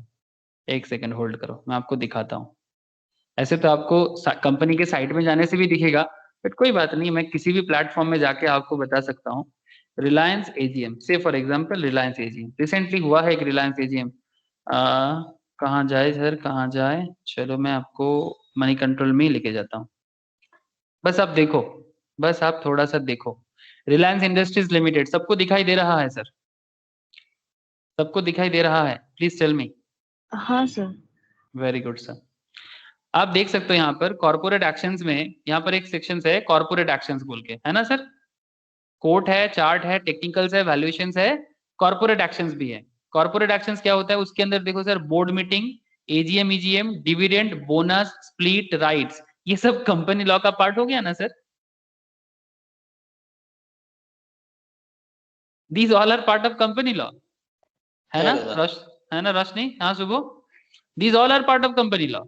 बोर्ड मीटिंग में क्या होगा, एजीएम ईजीएम में क्या करना होता है, डिविडेंड के बारे में क्या डिसीजन लेने वाले हैं, बोनस का क्या खेल खेलेगा, स्प्लिट के बारे में क्या सोच रहा है, राइट्स के बारे में क्या सोच रहा है, these all are company law का खेल। अब चलो सर, कंपनी लॉ में तो बात करते ही जाएंगे हम लोग। These are basically chapters in company law, ठीक है? यही सब कंपनी लॉ का चैप्टर्स है, यही सब। आपको चैप्टर ढूंढना है, आप चैप्टर रटने का जरूरत नहीं है, दीज आर रियल लाइफ, ठीक है? मीटिंग का चैप्टर, एजीएम ईजीएम का चैप्टर, डिविडेंड का चैप्टर, बोनस का चैप्टर, सब है सर। लेकिन एजीएम ईजीएम में बात करते हैं। लेटेस्ट एजीएम कब हुआ है? रिसेंट हुआ है लग रहा है, और आने वाला है सर। आज 4 तारीख है, ये देखो अनाउंस कर दिया, अनाउंस कर दिया 1 जून को। वही मैं सोच रहा था कि एजीएम आने वाला है, रिलायंस का एजीएम आने वाला है सर। खुशी मनाओ जो लोग स्टॉक मार्केट में इन्वेस्टमेंट वगैरह सोच रहे हो। रिलायंस एजीएम में क्या डिसीजन देगा वो बहुत वाइटल होता है उसके फ्यूचर स्टॉक मार्केट के लिए। हो गया दादा, हाँ, एजीएम नहीं हुआ, एजीएम हो होगा, गया, रिलायंस का एजीएम हुआ, अनाउंसमेंट किया हो गया। एजीएम के। हाँ ओ अच्छा अच्छा अच्छा, हाँ हाँ हाँ हाँ। ओ उसका उसका क्या डिसीजन लेने वाला है, वही वही बात बोल रहा था अनाउंसमेंट किया एजीएम में। है, मीटिंग नहीं हुआ, अनाउंसमेंट। अनाउंसमेंट। वही तो, आज 4 तारीख है, 1 तारीख को ही अनाउंसमेंट किया, ठीक है? किसी भी कंपनी का एजीएम में वो क्या बात करता है, एनुअल जनरल मीटिंग करना ही पड़ता है सर, मैंडेटरी है। एजीएम इज मैंडेटरी, कंपनी का एजीएम मैंडेटरी है, करना ही पड़ेगा एवरी ईयर। उसका भी एक पूरा रूल है कि कितना दिन के अंदर करना होता है, उसका भी पूरा रूल कॉन्सेप्ट है, ठीक है सर? वो जब हम लोग उस चैप्टर को फिर से करेंगे तब फिर से बात बताएंगे आप लोगों को। लेकिन करेंटली इसका डेट क्या बोला है, 24 जून 2021। अभी ये एजीएम में डिसीजन लिया जाता है कि जैसे कंपनी डिविडेंड डिक्लेयर करेगा कि नहीं करेगा, ठीक है? ये देखो, पेमेंट ऑफ फास्ट कॉल के बारे में बोल रहा है। फास्ट कॉल मतलब कंपनी जो शेयर इशू करता है ना सर, आईपीओ नहीं सर, आईपीओ छोड़ के और भी इश्यूज है, ठीक है? जैसे आईपीओ इशू हो सकता है, एफपीओ हो सकता है, ठीक है? फॉलो ऑन पब्लिक ऑफर वगैरह जो भी हो सकता है। तो कंपनी शेयर इशू करता रहता है मार्केट में। तो अगर किसी का कोई कॉल बाकी है, पेमेंट ऑफ फर्स्ट कॉल के लिए वो बोल रहा है कि इतना पेमेंट है, प्रीमियम अमाउंट इतना है, ठीक है? इंक्लूडिंग प्रीमियम 311, ठीक है? इंक्लूडिंग प्रीमियम 311 जमा करने के लिए बोला है सर, ठीक है? तो बेसिकली पॉइंट मैं इतना बोल रहा हूँ कि डिविडेंड देना है कि नहीं देना है, कौन ऑडिटर के बारे में कुछ डिसीजंस लेना है कि नहीं लेना है, न्यू प्रोजेक्ट के बारे में कंपनी क्या सोच रहा है, द मोस्ट वाइटल पार्ट, ठीक है? कंपनी अपने बिजनेस के बारे में क्या डिसीजन लेने वाले हैं। These are the discussions of annual general meeting. अगर एजीएम में कुछ बात कहना बाकी रह जाता है तो कंपनी ईजीएम बुलाते हैं। अगर एजीएम में सारा का सारा बात कंप्लीट नहीं होता है तब कंपनी ईजीएम बुलाता है। ईजीएम क्यों बुलाता? एक्स्ट्रा ऑर्डिनरी जनरल मीटिंग, ठीक है? जो एजीएम में कुछ बात अगर आधा अधूरा रह गया तब एक्स्ट्राऑर्डिनरी जनरल मीटिंग होता है सर। ठीक है। तो ये कंपनी क्या करेगा, डिविडेंड डिक्लेयर करेगा कि न्यू प्रोजेक्ट में इन्वेस्ट करेगा, ऑडिटर के बारे में कुछ डिसीजंस लेना है, ठीक है, डायरेक्टर के बारे में कुछ डिसीजंस लेना है, बहुत सारे कॉन्सेप्ट रहता है जो एजीएम में डिस्कशंस होता है। अब उस डिस्कशंस में शेयर होल्डर क्या करते हैं सर, अगर स्पेशल डिसीजन हो तो शेयर होल्डर को क्या करना पड़ता है, वोट होता है सर, वोटिंग राइट्स देना पड़ता है। Very good sir. इसमें सबसे ज्यादा वोटिंग राइट्स तो obviously without any doubt equity के पास ही होते हैं, because they are the true owner. लेकिन प्रेफरेंस कभी कभी किसी किसी केस में इनको भी वोटिंग राइट्स होता है, डिवेंचर वाले को भी कभी कभी किसी किसी केस में वोटिंग राइट्स मिलता है, बट इक्विटी का ऑलवेज वोटिंग राइट्स है सर, ठीक है। तो कभी डिफरेंशियल वोटिंग राइट भी मिलता है, कभी नॉर्मल वोटिंग राइट तो है ही इनका, ठीक है। तो यही है वोटिंग का खेल। आप लोग प्रैक्टिकली समझ पा रहे हैं सर कि क्यों वोट, किसका वोट, वोट देके क्या करेंगे, समझ में कुछ आ रहा है आप लोगों को? बोलो सर, सर बोलो सर, बोलो। হায়ার ভোটিং রাইটস আর লোয়ার ভোটিং রাইটস মানে একজন তো একটা ভোটই দিতে পারে। एक या दो नहीं होता, यहाँ पर परसेंटेज ऑफ शेयर होल्डिंग के बेसिस पे भी होता है। टोटल कंपनी का जितना शेयर तुम होल्ड करोगे उसके बेसिस में वोट भी होता है। बात समझ में आया? सपोज आप किसी कंपनी, सपोज टोटल 100% शेयर है, उसमें आपका शेयर होल्डिंग है 15%। तो ऐसा भी कॉन्सेप्ट माना जाता है कि अगर टोटल शेयर होल्डिंग पैटर्न आपका 15% 100% है, टोटल शेयर तो 100 ही होगा, बट इफ से फॉर एग्जांपल आप 15% शेयर होल्ड करते हो, तो ऐसा भी होता है कि कंपनी आपको आपका वोट को 15% वोट मानेगा। समझ में आया रे? हाँ सर। ठीक है। फिर ऐसा भी हो सकता है कि ठीक है आप 15% होल्ड कर रहे हो कंपनी का शेयर का, लेकिन आपको 15% नहीं मानेगा, कंपनी इसको 5% भी मान सकता है। देखना पड़ेगा, वो कंपनी का पॉलिसी है कि क्या कॉन्सेप्ट में वो वोटिंग पावर दे रहा है, वो नंबर ऑफ कितना वोटर्स है, कितना शेयर होल्डर्स है। वोटर्स नहीं, बेसिकली यहाँ पर शेयर होल्डर मतलब ही वोटर। आप अगर मैं किसी कंपनी का शेयर होल्ड करता हूँ तो मैं भी वोट दे सकता हूँ, बट क्या है ना, हम आप जैसे लोग जो जिनके पास कंपनी का हार्डली लाख 2 लाख या 5 लाख शेयर होल्डिंग है, उस पर कुछ बनता ही नहीं है। वो कंपनी का शेयर का 0.000000000% भी नहीं होता, ठीक है। तो बेसिकली जिनके पास एक हाई फाई कैपिटल होल्डिंग होता है, उन्हीं को वही वोट देने जाते हैं, ठीक है। 100 करोड़ का, 100 करोड़, 500 करोड़, 1000 करोड़ का होल्डिंग रहता है, तो उनका वोट का बहुत महत्व होता है sir. It's a very very big importance. समझ में आ रहा है नंदिनी? बोल। हाँ सर। आगे आगे और समझाऊंगा सर, कोई बात नहीं। बेसिकली देखो, एक चीज मैं नॉर्मल हमेशा बोलता रहता हूँ कि अगर आप लोग स्टॉक मार्केट के साथ कनेक्टेड हो जाओगे ना, तो ये सब चीजें ना आपको समझना बड़ा आसान हो जाएगा। क्या रे सुबह, सुबह रोशनी, ये लोग स्टॉक मार्केट के साथ कनेक्टेड है, ज्यादा आसान लगता है ना। मतलब आसान मतलब मैं इतना बोलूंगा कि जब तुम पढ़ते हो तो तुम्हें लगता है कि भाई ये तो मैं जानता हूँ, ये फीलिंग आता होगा, है ना? है दादा। हाँ, हाँ दादा। ये एक फीलिंग्स है कि स्टॉक मार्केट के साथ कनेक्टेड रहने से, जैसे ये लोग स्टॉक मार्केट का पढ़ाई भी करते हैं, सुबह रोशनी इनकी भी कर रहा है अभी आजकल। तो बेसिकली पॉइंट यही है, प्रिया आज नहीं है, प्रिया भी स्टॉक मार्केट में होता है। पॉइंट क्या है, मैं आपको ये नहीं बोल रहा हूँ कि आप करो, मेरे को कहने का मतलब ये है कि if you are connected with stock market तो आपको लॉ भी समझने में बड़ा मजा आएगा, because this law is actually build for the stock market concept. ये इतना बड़ा बिजनेस कॉन्सेप्ट चलता है, स्टॉक मार्केट चलता है, उसी के चलते लॉ को बनाया गया। आप लोग कंपनी लो थोड़ी ना ऐसे ही पढ़ते हो सर कंपनी लो ऐसे पढ़ के क्या करोगे? हाँ, ये मार्केट में कंपनीज है, स्टॉक मार्केट में इनका बिजनेस चलता है, ढेर सारे लोग इसमें इन्वेस्टमेंट करते हैं, तभी आप लोग as a company secretary, as a chartered accountant, as a CMA आप लोगों के पास लोग आते हैं, क्योंकि आपको मैटर पता है, कॉन्सेप्ट पता है, तो आप लोग इसका पूरा का पूरा मैनेजमेंट का काम करते हो। जैसे कंपनी का जब एजीएम वगैरह होता है, कौन इसका पूरा का पूरा अरेंजमेंट का काम करता है? Company secretary. जब भी किसी कंपनी का एजीएम वगैरह का कॉन्सेप्ट रहता है, कौन देखता है इसका पूरा मैटर? सीएस देखता है। और सीएससीए में क्या करता है, इसका जो हिसाब किताब होता है ना, जो टोटल कंपनी का जो हिसाब किताब है, जो पूरा अकाउंट्स और इन्वेस्टमेंट का जो कॉन्सेप्ट है, ये कौन रेडी करता है? अकाउंट्स इन्वेस्टमेंट का कॉन्सेप्ट कौन रेडी करता है? Chartered accountant and cost accountant ready करता है। सिंपल बात है। फैक्ट्री संभालेगा सीएमए, रिलायंस का फैक्ट्री में जो बात चल रहा है वो सीएमए का काम है, और रिलायंस का जो फाइनेंशियल मैटर में डिस्कशन होगा वो सीए का काम है, और इसका जो भी पूरा बिजनेस का जो लीगल कॉन्सेप्ट को रेडी करना है वो सीएस का काम है। बोलो सर, बात समझ में आ रहा है? एक चार्टर्ड, एक सीएमए और सीएस का यही है काम का फर्क। और कोई फर्क नहीं है। रिलायंस का फैक्ट्री संभालने का काम किसका है? फैक्ट्री में जो हिसाब किताब है वो कौन देखेगा? वो सीएमए देखेगा। आप लोग मेरा बात समझ पा रहे कि नहीं पा रहे? बहुत लोग मुझे पूछते हैं, इवन कोई कोई तो ऐसा पूछते हैं कि कौन सा कोर्स करके ज्यादा मतलब कौन सा कोर्स इजी होगा और कौन सा कोर्स टफ होगा, ऐसे सवाल भी करते हैं। मैं तो उनको एक ही सवाल में जवाब देता हूँ, इजी टफ देख के आप लोग भी किसी को भी कभी बोलना है ना, अब ऐसे ही मत बोल देना कि ये कोर्स इजी है ये कोर्स टफ है, ऐसा कभी नहीं सोचना है, ठीक है? पर्पस वाइज करना। जैसे रिलायंस का जामनगर का फैक्ट्री देखा आप लोगों ने? हाँ सर, रिलायंस का जामनगर का फैक्ट्री, ये फैक्ट्री में क्या होता है? ये जामनगर फैक्ट्री रिलायंस का ऑयल रिफाइनरी है। यहाँ पर कौन किसका काम ज्यादा रहेगा बोलो तो? कॉस्ट अकाउंटेंट, चार्टर्ड अकाउंटेंट या सीएस?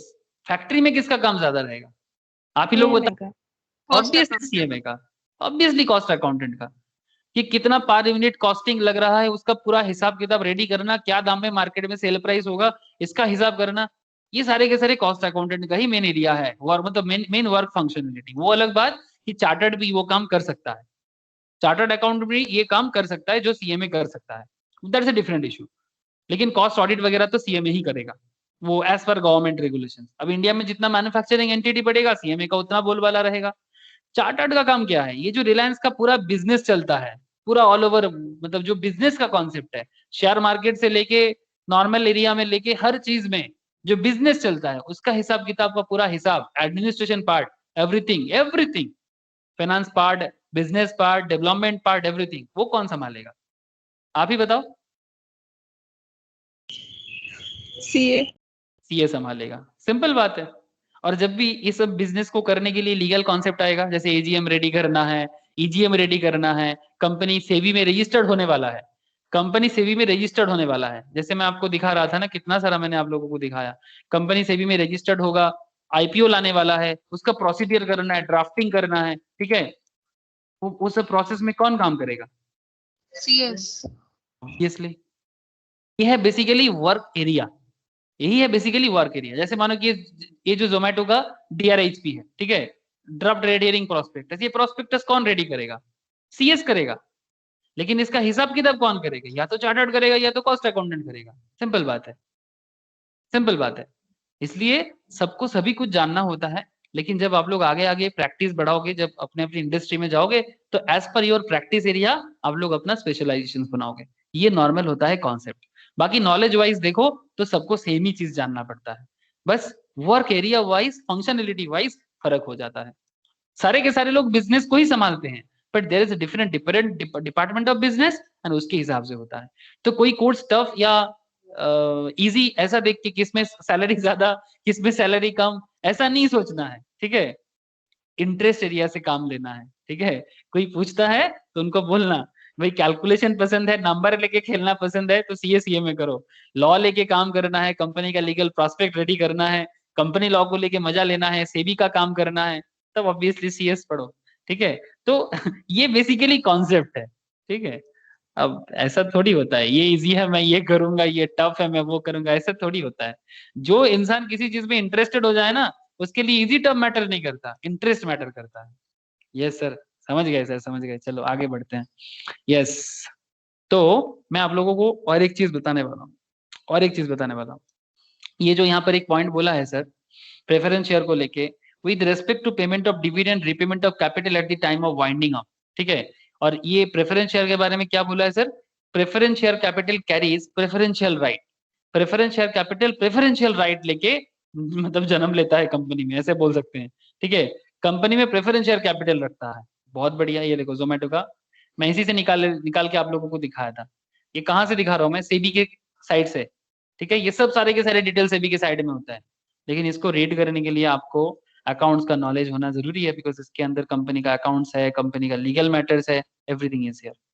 तो एक्चुअली इसको रीड करने का ताकत तो नॉर्मली जो पढ़ाई सिस्टम है, एजुकेशन पैटर्न है हमारे देश में, आई थिंक कि ओनली चार्टर्ड सीएस और सीएमए यही लोग पढ़ सकते हैं इसको, बाकी लोग देख सकता है, पढ़ना मुश्किल हो जाएगा। सीखना पड़ेगा, मैं इतना बोलना चाहूंगा कि सीखना पड़ेगा। सीखेंगे तो हर चीज आसान है, जो सीखेगा नहीं हर चीज टफ लगेगा। ओके सर, चलो एक इंटरेस्टिंग फैक्ट के बारे में आपको बताते हैं कि ये जो कंपनी का कॉन्सेप्ट है, like concept in the sense कि इक्विटी शेयर कैपिटल और प्रेफरेंस शेयर कैपिटल हम लोग पढ़े ना अभी, equity share, preference share and also debenture. Right के बारे में बात करेंगे, हक के बारे में, हक किसका कितना है। से फॉर एग्जाम्पल एक बिजनेस है और बिजनेस बंद होने को है, क्या है सर, बिजनेस है और बिजनेस बंद होने को है, ठीक है, ये बिजनेस है सर, इसको बंद करना है, क्या करना है इसको, इसको वाइंडिंग अप करना है, लिक्विडेट करना है, ये भी बोल सकते हो आप, ये बिजनेस को लिक्विडेट कर देंगे, मतलब बेसिकली बिजनेस को बंद कर देंगे। बढ़िया है, सुंदर बिल्डिंग है इसका, एकदम टॉप क्लास स्ट्रक्चर दिख रहा है, अरे वाह क्या बढ़िया स्ट्रक्चर है इसका, खरीदोगे ऐसा कंपनी? सर ये मेरा आर्किटेक्चर है, पसंद आया आप लोगों को? सर आप आर्किटेक्चर भी सिखा रहे हो आजकल अरे सर मजाक कर रहे हैं, देखो तो कंपनी क्या करेगा सर, लिक्विडेशन। एक इंटरेस्टिंग फैक्ट है कि जब कोई कंपनी लिक्विडेट होगा या कंपनी बंद हो रहा, ठीक है, तो कंपनी से जिसको जितना जिन लोगों ने कंपनी को कुछ ना कुछ पेमेंट किया था, ठीक है, इन्वेस्टमेंट किया था, as a loan, as a preference shares, as a equity shares, तो उन लोगों का लाइन लगेगा कि नहीं लगेगा, बोलो। कंपनी में अगर आपने किसी भी तरह से पैसा दिया था तो आप कंपनी में पैसा लेने के लिए लाइन लगाओगे, ये सर नो? अरे भाई आपका यस सर आपका कीमती पैसा लगा हुआ है इसके अंदर, हाँ सर, आपका बहुत कीमती पैसा इसके अंदर लगा हुआ है, ठीक है सर। मेरा मेरा कार्टून से आप लोग खुश हो जाते हो लग रहा है, मैं कार्टूनिस्ट बनूंगा सर, मुझे ऐसा फीलिंग आ रहा है सर। ऐसा कार्टून देख के जो कार्टूनिस्ट है ना वो लोग ना अभी हार्ट फेल कर जाएगा। यस सर, मैं तो वही चाहता हूँ कि सब हार्ट फेल कर जाए। ये लास्ट में कौन है बोलो तो, इक्विटी। मिडिल में कौन है, प्रेफरेंस शेयर। और फर्स्ट में कौन है बोलो तो, debenture. Debenture holder. Very good sir. तो सबसे पहले तो लाइन डिवेंचर वाले को ही मिलेगा, बिकॉज इनको क्या मिलता है कंपनी से, इंटरेस्ट मिलता है।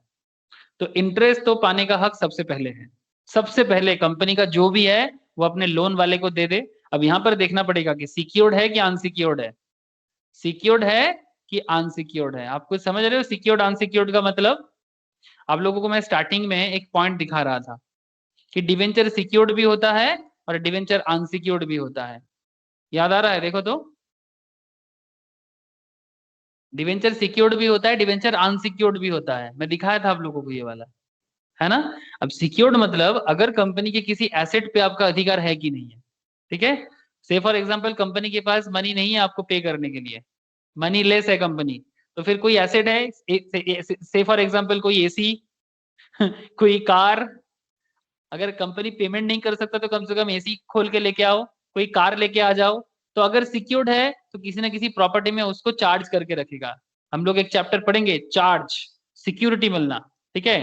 तो अगर कंपनी का किसी चीज पे चार्ज है आपका, तो अगर कंपनी आपको मनी नहीं दे सकता तो कंपनी के एसेट पे आपका अधिकार आ जाता है, उसको चार्ज बोलते हैं। डिस्कस करेंगे नेक्स्ट चैप्टर में, डिस्कस करेंगे चार्ज के बारे में, बड़ा वाइटल पॉइंट है, ठीक है। लेकिन सबसे पहले लाइन पे डिवेंचर वाले, डिवेंचर वाले को देने के बाद नेक्स्ट लाइन पे लगेगा सर प्रेफरेंस वाले, बिकॉज इनको प्रेफरेंशियल राइट मिलता है। जब भी कंपनी वाइडनिंग अप होगा, अगर मैं शेयर होल्डर के बारे में बात करूं तो दोनों शेयर होल्डर के बीच में ऑब्वियसली सबसे पहले तो लाइन लगाएगा प्रेफरेंस वाले।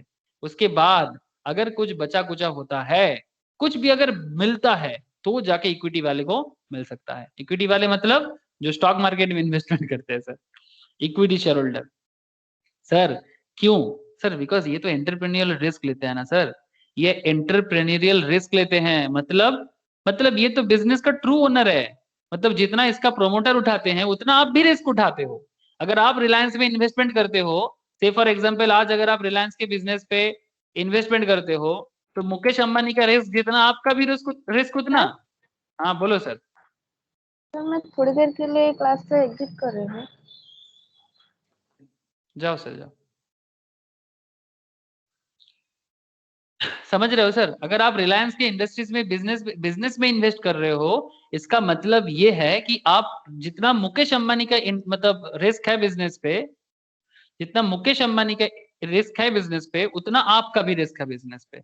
तो अगर बिजनेस को लॉस होता है तो मुकेश अंबानी को भी लॉस और इक्विटी शेयर होल्डर को भी लॉस।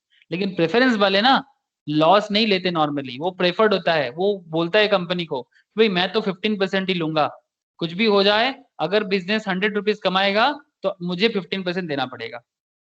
सर अगर बिजनेस 100 रुपीज कमाए तो इक्विटी शेयर होल्डर को 90 भी मिल सकता है, 100 भी मिल सकता है, और अगर लॉस करेगा तो 0 भी मिल सकता है। लेकिन प्रेफरेंस वाले फिक्स्ड अमाउंट ऑफ डिविडेंड लेता है, फिक्स्ड अमाउंट ऑफ डिविडेंड लेता है।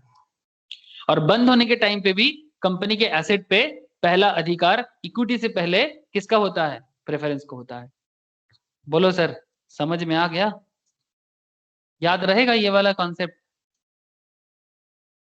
हेलो, हाँ ओके सर, ये वाला कॉन्सेप्ट प्लीज याद रखना। यही वाला पॉइंट यहाँ पर लीगल पॉइंट में कितना सुंदर करके बोला हुआ है सर, बस इतना याद रखो, और कुछ नहीं अभी जरूरी है। ओके, बहुत अच्छा है सर, आप लोग बहुत अच्छा समझ रहे हो। ठीक है, आगे बढ़ते हैं। Two kinds of share capital मैंने आपको बोला, equity share capital, preference share capital. ठीक है, प्रेफरेंस शेयर कैपिटल को कैसे कैसे मिलता है? एब्सोल्यूट मिलता है, फिक्स्ड मिलता है, एड वैलोरम। एड वैलोरम मतलब प्रोपोर्शनेटली, ज्यादा देगा तो ज्यादा मिलेगा, कम देगा तो कम मिलेगा। Ad valorem percentage, ad valorem percentage मतलब प्रोपोर्शनेट परसेंटेज। ठीक है, प्रोपोर्शनेटली मिलेगा, मतलब वो बंगाली में उसको हम लोग बोलते हैं ना अनुपात, मतलब कितना परसेंटेज ऑफ शेयर होल्ड करता है उसके बेसिस में। ठीक है, अगर से फॉर एग्जांपल अगर आप कंपनी का 1% शेयर होल्ड करोगे तो उसके हिसाब से आपका परसेंटेज कुछ रहेगा, अगर 2% करोगे तो उसके हिसाब से कुछ परसेंटेज रहेगा। तो एड वैलोरम का मतलब होता है प्रोपोर्शनेट। क्या होता है सर? प्रोपोर्शनेट, या याद रखिएगा। ठीक है, बाकी एब्सोल्यूट और फिक्स तो आपको समझ में आ ही गया। अच्छा, अगर आप थोड़ा सा डेफिनेशन देखोगे तो क्या बोलते हैं sir? Shares which are not preference shares are termed as equity share. जो प्रेफरेंस नहीं है वही इक्विटी है, जो प्रेफर्ड नहीं है वही इक्विटी है, और इक्विटी मतलब ट्रू ओनर। इक्विटी मतलब true owner of a company. Very good sir. According to section 43 the share capital of a company limited by share shall be of two kinds, जैसे कि equity share capital with voting rights and with differential rights. I have already told, मैंने पहले ही आपको बोल के रखा। Voting rights क्या है मैं डिस्कस किया। अच्छा, कितना तरह का वोट दे सकता है वो तो मैं अलग से डिस्कस करूंगा दूसरे चैप्टर में, जिसमें ऑलरेडी एक बार हो गया। फिर से जब करूंगा फिर बताऊंगा कि कितना पोस्टल बैलेट के थ्रू से हो सकता है, शो ऑफ हैंड्स के थ्रू से हो सकता है। ठीक है, प्रॉक्सी वोट दे सकता है कि नहीं दे सकता है, बहुत सारा मैटर होता है, वो कंपनी का मीटिंग चैप्टर के अंदर होता है, मैं फिर से बाद में बात करूंगा। लेकिन equity share capital voting rights के साथ भी आता है और डिफरेंशियल वोटिंग राइट के साथ भी आता है। एज टू डिविडेंड वोटिंग्स और otherwise in according with such rules as may be prescribed. अगर कुछ अलग से प्रेस्क्राइब मतलब कहाँ एओए एमओए में अगर कुछ प्रेस्क्राइब किया जाता है तो उसके हिसाब से भी इसका वोटिंग राइट होता है। प्रेफरेंस शेयर कैपिटल उसका भी एक होता है सर। अच्छा, nothing contained in this act shall affect the right of the preference shareholder who are entitled to participate in the proceed of winding up before commencement of this act. For this purpose of section 43, equity share capital क्या है sir? With reference to any company limited by shares means all share capital which is not preference share capital.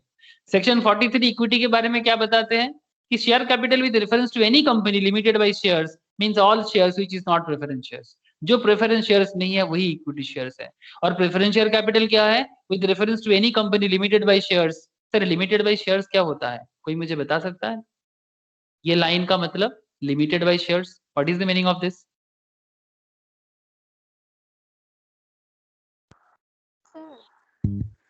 बोलो। Sir limited by share মানে শেয়ারের যতটা টাকা অতটাই ওর risk আছে। ठीक से बोलो, और कोई बोला कि शेयर का जितना ऑफ दिस का मतलब थोड़ा समझा सकता है? मैं बोलूं दादा? हाँ बोल बोल बोल। লিমিটেড অফ শেয়ার মিন্স একটা লিমিটেড টাইমের জন্য বা একটা লিমিটেড কিছু শেয়ার একটা লিমিটেড রেট অফ ইন্টারেস্টের জন্য দেয়া হয়। लिमिटेड इंटरेस्ट जन दिया है ना, नॉट एग्जैक्टली। से फॉर एग्जांपल मान की कंपनी का फेस वैल्यू है 10 रुपीज, ओके, और कंपनी तुमको अलॉटमेंट ये मतलब जब शेयर दे रहा है तुम्हें अलॉट कर रहा है तब तुम्हें कितना बोला है शुभ कि से फॉर एग्जांपल कि मिनिमम 1000 शेयर्स तुम्हें लेना पड़ेगा वन लॉट में। ठीक है, एक लॉट में पर लॉट ऑफ, এটাই বলতে চাইছিলাম যে हाँ बोल बोल। ওই পার লটের ক্ষেত্রে এত টাকা রেট অফ ইন্টারেস্ট বেঁধে দেওয়া হয়, মানে ওদের একটা লিমিটেড সবকিছু বেঁধে देवा হয়। यस यस, लिमिटेशंस रहता है, मतलब लिमिटेशन मतलब बेसिकली लिमिटेड बाय शेयर्स। इसका मैं थोड़ा सा इसको डिफाइन करता हूँ, ध्यान से सुनो। ऐसे तू भी ठीक ठाक ही बोल रहा है, बट और नंदिनी का भी बात कॉन्सेप्ट सही है, बट फिर भी मुझे एक बार बताने का जरूरत मुझे लगा। हेलो হ্যালো, বল নন্দিনী বল, শুনছি আমি। হ্যাঁ স্যার, মানে যেই টাকাটা ওর বাকি থাকে পেমেন্ট করতে ফেস ভ্যালুর মধ্যে থেকে, ওটাই ওর কি বলেন, ওটাই उतना ही ওর उतना ही लाइबिलिटी हो सकता है, उससे ज्यादा नहीं हो सकता। Very good sir, very good, yes you remember, yes. ये मैंने बेसिक में भी चर्चा करता है, इसके बारे में चर्चा बेसिक क्लास में भी हुआ था, मतलब कंपनी लॉ का बेसिक्स में भी हुआ था। Very good sir. तो 1000 पर टोटल शेयर है, एक एक लॉट में 1000। तो से फॉर एग्जांपल अगर मैं मान के चलता हूँ कि मार्केट वैल्यू नहीं, फेस वैल्यू पे ही आप खरीद रहे हो, तो 10 करके 1000 शेयर्स कितना होता है? टोटल 10,000 है ना। इसका मतलब आप कंपनी को टोटल 10,000 रुपीज दिए, 1000 शेयर्स 10 रुपीज करके। लेकिन से फॉर एग्जांपल आपका टोटल कितना पेमेंट करना है? 10,000 पेमेंट करना है, बट कंपनी ने आपसे एप्लीकेशन मनी लिया, कंपनी ने आपसे अलॉटमेंट मनी लिया। आईपीओ के केस में सुबह ऐसा नहीं होता, बट जब कंपनी इंटरनल लेवल में कैपिटल इशू करता है ना, तब ऐसा होता है। समझ रहे हैं ये सुबह?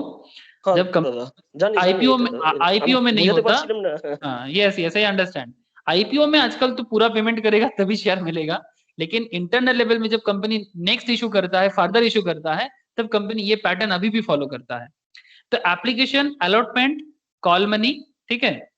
अब मान कि 10% के अंदर एप्लीकेशन का 2 रुपीज दे दिया, अलॉटमेंट का 3 रुपया भी दे दिया, 5% कंपनी दे दिया कंपनी को, मतलब शेयर होल्डर जो है वो 5 रुपीज दे दिया, बट कॉल मनी अभी भी पेंडिंग है।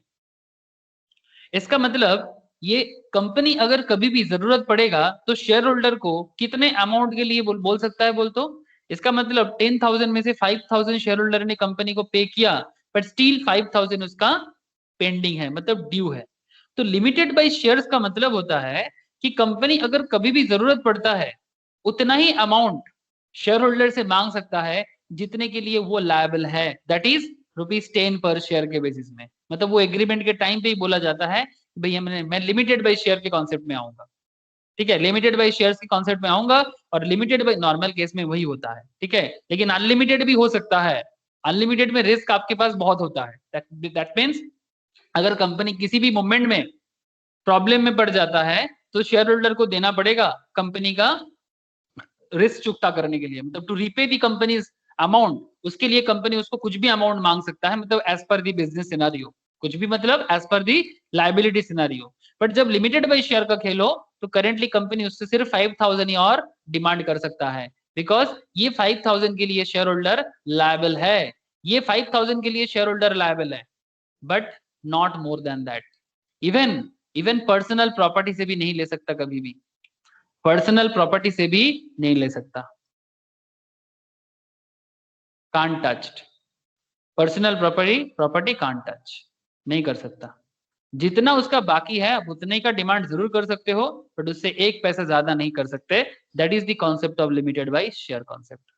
लेकिन जब अनलिमिटेड बाय शेयर हो जाएगा, इसका मतलब है कि कंपनी का मार्केट में अगर बहुत ज्यादा लोन वगैरह है, बहुत ज्यादा लायबिलिटी है, तो इन दैट केस जो भी कंपनी का मेंबर बनेगा उसके पर्सनल प्रॉपर्टी में भी बैंक पहुंच सकता है। सर बात कुछ समझ में आया अभी? नंदिनी यही है ना पॉइंट? হ্যাঁ হ্যাঁ স্যার। দাদা। और एक প্রেফারেন্স कॉन्सेप्ट শেয়ার তো মানে প্রেফারেন্স শেয়ারের ক্ষেত্রে তো ওই পুরোনো দিনের মানে আমরা যেগুলো ফাইনাল অ্যাকাউন্টে করতাম ওই শেয়ার ক্যাপিটালের ওরাই এখনো ওইটাই মেনটেন করে চলে। শুধু হ্যাঁ, ইকুইটির ক্ষেত্রে একটু চেঞ্জেস এসেছে, ডাইরেক্ট ফুললি অ্যালটমেন্ট না হলে মানে ফুললি পেড আপ না হলে অ্যালটমেন্ট হয় না। प्रेफरेंस शेयर अभी भी ये कॉन्सेप्ट में चलता है। Very good sir, preference share अभी भी ये पैटर्न पे चलता है। और एक कॉन्सेप्ट भी चलता है लिमिटेड बाय गारंटी, है ना? হ্যাঁ, এটা গ্যারান্টিতে চলে। लिमिटेड बाय गारंटी में क्या होता है? लिमिटेड बाय गारंटी में वाइंडिंग अप के टाइम पे कंपनी जब वाइंड अप होता है, वाइंड अप के टाइम पे मतलब जब कंपनी बंद होता है, ये जो सिनेरियो मैंने क्रिएट किया था, सपोज कंपनी वाइंड अप हो रहा है और किसी इक्विटी शेयर होल्डर या कोई प्रेफरेंस शेयर होल्डर बोला था कि वाइंड अप के टाइम पे मैं स्पेशली कुछ अमाउंट कंट्रीब्यूट करूंगा अगर कंपनी को जरूरत पड़े तो, ठीक है। Eight the time of winding up अगर कुछ भी जरूरत पड़ता है तो कुछ शेयर होल्डर लोग बोलते हैं कि मैं कंट्रीब्यूट करूंगा, इसके लिए उसको स्पेशल प्रिविलेज भी मिलता है। बिकॉज आप अगर कंपनी के दुर्दिन में रहते हो ना तो कंपनी भी आपको देखेगा ना सर, ऑब्वियसली। तो जब कंपनी का अच्छा दिन चलता है तो आपको भी कंपनी अपने साथ लेके चलता है। तो अगर कोई वाइंड अप के टाइम पे कंपनी को स्पेशल कंट्रीब्यूट करने का वादा पहले से ही करता है, ठीक है, लिमिटेड बाय गारंटी, ठीक है, तो अगर मतलब गारंटी कुछ देता है तो फिर उतने का गारंटी देने के लिए वो रेडी रहता है, उससे ज्यादा नहीं, जितना गारंटी वो लेके रखा उतना, ठीक है। ये कॉन्सेप्ट जब फिर से आएगा मैं फिर से इसके बारे में बात करूंगा, ठीक है सर। तो ये हो गया आपका इक्विटी और प्रेफरेंस का खेल। Payment of dividend either as fixed amount और an amount calculated at the fixed rate which may either be free और सब्जेक्ट टू इनकम टैक्स। मतलब डिविडेंड जो है सर फ्री भी हो सकता है, इनकम टैक्स भी लग सकता है, वो डिपेंड करता है सर प्रेफरेंस शेयर के बारे में ऑन दैट टाइम गवर्नमेंट का क्या रूल्स चल रहा है। डिवेंचर का भी सेम टू सेम खेल, ठीक है, डिवेंचर का भी सेम टू सेम खेल चलता है। कुछ डिवेंचर ऐसे भी होते हैं जो टैक्स फ्री रहता है, कुछ डिवेंचर ऐसा भी होता है जो विथ टैक्स अमाउंट में होता है। Repayment in case of winding up और repayment of capital of the amount of share capital paid up और deemed to have been paid up whether or not there is a preferential right to the payment of any fixed premium or premium of any fixed scale specified in the memorandum on article of the company। जितना MOA में बोल के रखेगा उतना ही करना पड़ेगा। Okay sir, समझ में तो आ रहा है, ठीक है। जैसे मैं आपको डिफरेंशियल राइट के बारे में बोला था, तो डिफरेंशियल राइट के बारे में देखो सर कुछ पॉइंट बोला है। Rule 4 of the companies rule 2014 contains provisions which need to be followed, जैसे कि condition for the issue of equity share with differential right। एक company limited by shares may issue equity shares with differential right as to dividend, voting or otherwise if it complies with the following conditions।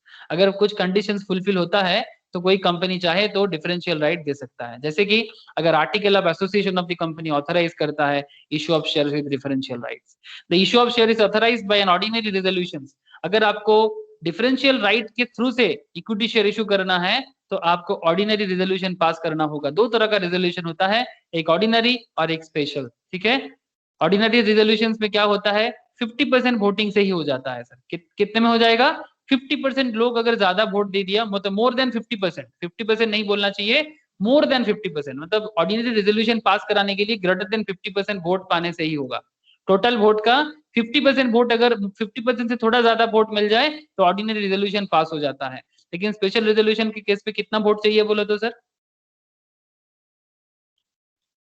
Greater than 75% vote चाहिए sir. Special resolution pass कराने के time पे 75% vote चाहिए, तब जाके कोई special resolution pass होता है। रेजोल्यूशन मतलब वही सर, कंपनी का कोई डिसीजन पाने के लिए ये सब रेजोल्यूशन पास होता है। जब मैं ये चैप्टर फिर से करवाऊंगा, जिन लोगों का नहीं हुआ है उनको मैं फिर से बताऊंगा। The issue of shares is authorised by an ordinary resolution passed at a general meeting of the shareholders where equity share of a company are listed on a recognized stock exchange like NSE, like BSE। the issue of such shares shall be approved by the shareholders through postal ballot। ये जो approval होगा sir postal ballot के through से होगा। जैसे vote होता है ना पोस्टल बैलेट के थ्रू से, वैसा ही पोस्टल बैलेट के थ्रू से वोट होके बाद बनेगा। Voting power in respect of shares with differential right of the company shall not exceed 74% of the total voting power। मतलब डिफरेंशियल राइट के केस में किसी को 74% से ज्यादा वोटिंग पावर नहीं मिल सकता, including voting power in respect of equity shares with differential right issued at any point of time. The voting power in respect of shares with differential right of the company 74% से ज्यादा नहीं होना चाहिए total voting power का। याद रखिएगा sir, this 74% is a very important word, ठीक है। अच्छा, ये वर्ड ओमिटेड नहीं होना चाहिए। The company has not defaulted in filing financial statement, मतलब आपका जो फाइनेंशियल रिपोर्ट है उसका proper filing, annual return, income tax return सब कुछ फाइल करना जरूरी है। The company has no subsisting default, किसी भी तरह का कोई डिफॉल्ट, डिविडेंड देने में कोई बाकी, ये सब रहेगा तो आपको डिफरेंशियल वोटिंग राइट इशू करने का मौका नहीं मिलेगा। बस यही सब बोला है। Company has not defaulted payment of dividend, कोई डिविडेंड पे करने का बात था, डिविडेंड पे करना भूल गया, ऐसा नहीं चलेगा सर, ठीक है, सारे के सारे उनको करना पड़ेगा। The company has not penalised by the court और ट्रिब्यूनल, किसी के थ्रू से कोई पेनल्टी या कोई ट्रिब्यूनल के थ्रू से कोई केस नहीं चल रहा है, specially under offence under the reserve bank of India act 1934 के हिसाब से, या फिर सेबी एक्ट या फिर सेबी एक्ट 1992 के हिसाब से कोई किसी भी तरह का कुछ बात केस नहीं चल रहा है, सिक्योरिटी काउंटर रेगुलेशन एक्ट 1956 के थ्रू से, या फॉरेन एक्सचेंज मैनेजमेंट एक्ट 1999 के हिसाब से, या फिर किसी भी तरह का अदर स्पेशल एक्ट के हिसाब से किसी भी तरह का कोई केसेस या किसी भी तरह का ट्रिब्यूनल के थ्रू से कुछ भी नहीं चल रहा है, कोई पेनल्टी वगैरह कुछ भी नहीं किया गया है, अगर ऐसा बात है तो फिर वो डिफरेंशियल वोटिंग राइट ला सकता है। ठीक है, अच्छा कुछ एक्सप्लेनेटरी स्टेटमेंट भी लाना चाहिए रूल 4 के हिसाब से। ठीक है, मतलब उसमें बताना चाहिए कि किस हिसाब से होगा, वो बताना जरूरी है। Restriction on conversion of equity share capital with voting right into equity share capital carrying differential voting rights, मतलब कुछ शेयर कैपिटल ऐसे भी होगा जिसका नॉर्मल वोटिंग राइट्स है, इसको अगर कोई डिफरेंशियल वोटिंग राइट में कन्वर्ट करना चाहता है तो रूल 4 सबसेक्शन 3 स्पेसिफाई करता है that the company shall not convert its existing equity share capital with voting rights into equity share capital carrying differential voting rights and vice versa। मतलब समझ में आया कि कंपनी के पास जो ऑलरेडी शेयर होल्डर लोग हैं जिनका नॉर्मल वोटिंग पावर है उनको कंपनी डिफरेंशियल वोटिंग राइट पे कन्वर्ट नहीं कर सकता, और जिनको डिफरेंशियल वोटिंग राइट दे रहा है उनको कंपनी नॉर्मल वोटिंग राइट में कन्वर्ट नहीं कर सकता। समझ में आया सर? ये वाला पॉइंट समझ में आया? बोलो। डिफरेंशियल वोटिंग राइट से नॉर्मल वोटिंग राइट में कन्वर्ट नहीं हो सकता और नॉर्मल वोटिंग राइट से डिफरेंशियल वोटिंग राइट में कन्वर्जन नहीं होगा। समझ में आ रहा है कि नहीं आ रहा है? बोलो सर। है दादा। बोर्ड के रिपोर्ट में डिस्क्लोज देना पड़ेगा, जो बोर्ड का रिपोर्ट होगा बोर्ड ऑफ डायरेक्टर्स का। ठीक है, बोर्ड ऑफ डायरेक्टर्स की रिपोर्ट में बताना होगा right to the holders of the equity share with differential right, इनको क्या क्या क्या एंजॉयमेंट क्या होता है इसको। ठीक है, right of the holders of the equity share with differential right में क्या मिलता है, ये मैं आपको पहले ही बोला। states that the holders of the equity share with differential right shall enjoy all other rights such as bonus shares, rights share etc. with the holder of equity share is entitled to subject to differential rights। अगर कुछ अलग right भी extra उनको मिल सकता है with such shares have been issued। मतलब वही मैं बोला ना, ज्यादा वोटिंग पावर हो सकता है या कम वोटिंग पावर हो सकता है, ज्यादा भी हो सकता है कम भी हो सकता है, बाकी सारे के सारे खेल सेम ही है। ठीक है, अच्छा particulars of shares to be maintained in the register of the members। rule 4 subsection 6 provides that where a member company issues equity share with differential right, register of members maintained under section 88 shall contain all the relevant particulars of the shares so issued along with the details of the shareholder। जिनको जिनको मतलब details share holder, जिसको मतलब कोई differential share holder है, कोई normal share holder है, तो उनका डिटेल सेक्शन 88 के हिसाब से मेंटेन करना जरूरी है। कहां पर? रजिस्टर ऑफ मेंबर के वहां पर, जो कंपनीज एक्ट 2013 का सेक्शन 88 में बोल के रखा है सर। ये था सेक्शन 43 का एरिया। बोलो सर, क्लियर हुआ कि नहीं? बोलो सर, बोलो। है दादा। Okay sir. रोशनी हाँ बोला, बाकी लोगों का भी जवाब सुनना चाहता हूँ। Sir okay sir. Certificate of shares, sir share खरीदेंगे तो सर्टिफिकेट चाहिए कि नहीं चाहिए? बोलो। शेयर खरीदोगे तो शेयर सर्टिफिकेट चाहिए। सेक्शन 46 শুভ আছিস নাকি? আওয়াজ পাচ্ছি না, মনে হচ্ছে শুভ আওয়াজ কেটে যাচ্ছে। ঠিক আছে, शेयर्स खरीदना है तो उसका सर्टिफिकेट भी चाहिए। Certificate of shares is required when shares are issued in physical form. जैसे आजकल तो डीमैट अकाउंट के थ्रू से होता है ना सर। মাঝে মাঝে কথা কেটে যাচ্ছে, নেটওয়ার্ক ইস্যু হচ্ছে। आजकल तो डीमैट अकाउंट के थ्रू से होता है जो इलेक्ट्रॉनिक है ना, बट पहले के जमाने में सुबह क्या होता था? शेयर सर्टिफिकेट দিত কিনলে। एग्जैक्टली सर, फिजिकल फॉर्म में अगर आपको हर्षद मेहता का केस में भी बहुत सारा शेयर सर्टिफिकेट लेके वो जाता था और उसके बदले वो उसको पेमेंट मिलता था। Very good sir. तो ये पेमेंट सिस्टम आजकल उतना नहीं चलता, थोड़ा बहुत किसी कंपनी में प्राइवेट लेवल में चलता है। जहां पर डीमैट अकाउंट कॉन्सेप्ट नहीं चलता वहां फिजिकल फॉर्म जरूर होता है। प्राइवेट कंपनी में अभी भी फिजिकल फॉर्म होता है। ठीक है, कि आपके पास किसी कंपनी का शेयर हो तो उसका फिजिकल फॉर्म रेडी होना जरूरी है। तो section 46 contains provision which regulate certificate of shares. Share certificate is prima facie evidence of title. मतलब ये आपका प्राइमा फेसी का मतलब क्या है सर? प्राइमरी। प्राइमरी सर ये फिर ऐसा वर्ड क्यों बोलते हैं सर? लातिन वर्ड है। मैं आपको बोला ना, एक दिन मैं क्लास में समझा रहा था कि ये लातिन वर्ड क्यों घुसाया जाता है हमारे एक्ट के अंदर, बिकॉज ब्रिटिश का एक्ट है और ये ब्रिटिश का जो लैंग्वेज है ना, ये काफी ज्यादा ग्रीक और इताली के थ्रू से उनका लैंग्वेज को मतलब वहां से बेसिकली उठा है। मतलब एक्चुअली मॉडर्न एरा में यूरोपियन नेशंस में सबसे ज्यादा डेवलप अगर लास्ट 1000 ईयर्स में कोई एरिया था दैट इज ग्रीक और इटली। ठीक है, रोमन एरिया बेसिकली। तो बाद में वहीं से कल्चर इंग्लैंड तक पहुंचा और उनके लैंग्वेज के अंदर भी ये सब लैंग्वेज वो लोग भी यूज करता है, specially in case of law. Sir history जान के क्या करेंगे? अरे सर यही तो बात है, हर चीज में हिस्ट्री है, हर चीज का प्रेजेंट है, हर चीज history repeats again.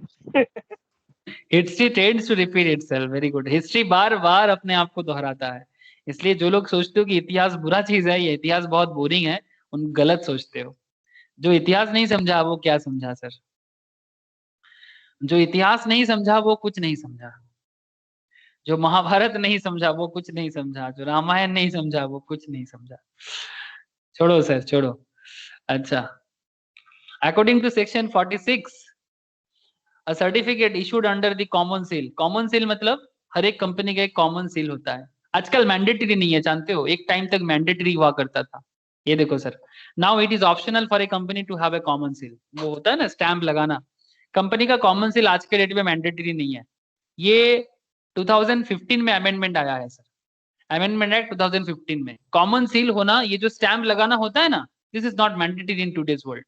2015 29 of May ये सेक्शन 22 सबसेक्शन 2 को वहां से मतलब कंपलसरी नहीं किया गया, ठीक है, मतलब नॉट मैंडेटरी।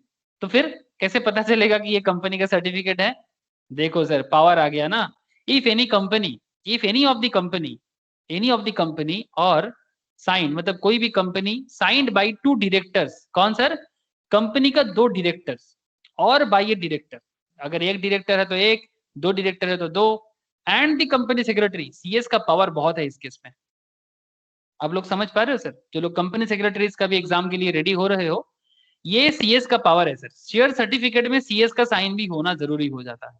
अगर कॉमन सील यूज नहीं करते हो कोई बात नहीं, सीएस के पास भी इतना ताकत है कि अगर सीएस किसी को डायरेक्टर के साथ साथ कंपनी सेक्रेटरीज का भी वहां पर साइन हो जाता है, मतलब वो शेयर सर्टिफिकेट एकदम वैलिड शेयर सर्टिफिकेट है। समझ रहे हो सर आप लोग? रोशनी बोझा अच्छे? है दादा। Wherever the company has appointed a company secretary, अगर कंपनी सीएस अपॉइंट किया है तो नॉर्मली देखो बिग कंपनी तो अपॉइंट करेगा ही, और जो कंपनी स्टॉक मार्केट में है वो तो सीएस रखना ही पड़ेगा उनको, वो उसका कोई मतलब उपाय नहीं है। Specifying the shares held by any person shall be prima facie evidence of the title of the person to such shares. Issue of duplicate certificate, अगर कभी किसी ने 46 subsection two duplicate certificate issue कर देता है तो is prove to have been lost और destroyed. उसके लिए आपको पहले प्रूव करना पड़ेगा कि भाई डुप्लीकेट तभी देगा आपको अगर लॉस्ट और डिस्ट्रॉयड हो गया तो। हैज बीन डिफेस्ड, म्यूटिलेटेड और टॉर्न, मतलब किसी भी तरह से कुछ भी हुआ है, and is surrender to the company, या फिर कंपनी को सरेंडर किया गया है। मैनर ऑफ, तभी जाके डुप्लीकेट इशू करेगा, अदरवाइज नहीं। कुछ भी प्रॉब्लम होगा उस पर्टिकुलर शेयर सर्टिफिकेट के साथ, ओनली दैट आपको डुप्लीकेट मिलेगा, अदरवाइज नहीं मिलेगा।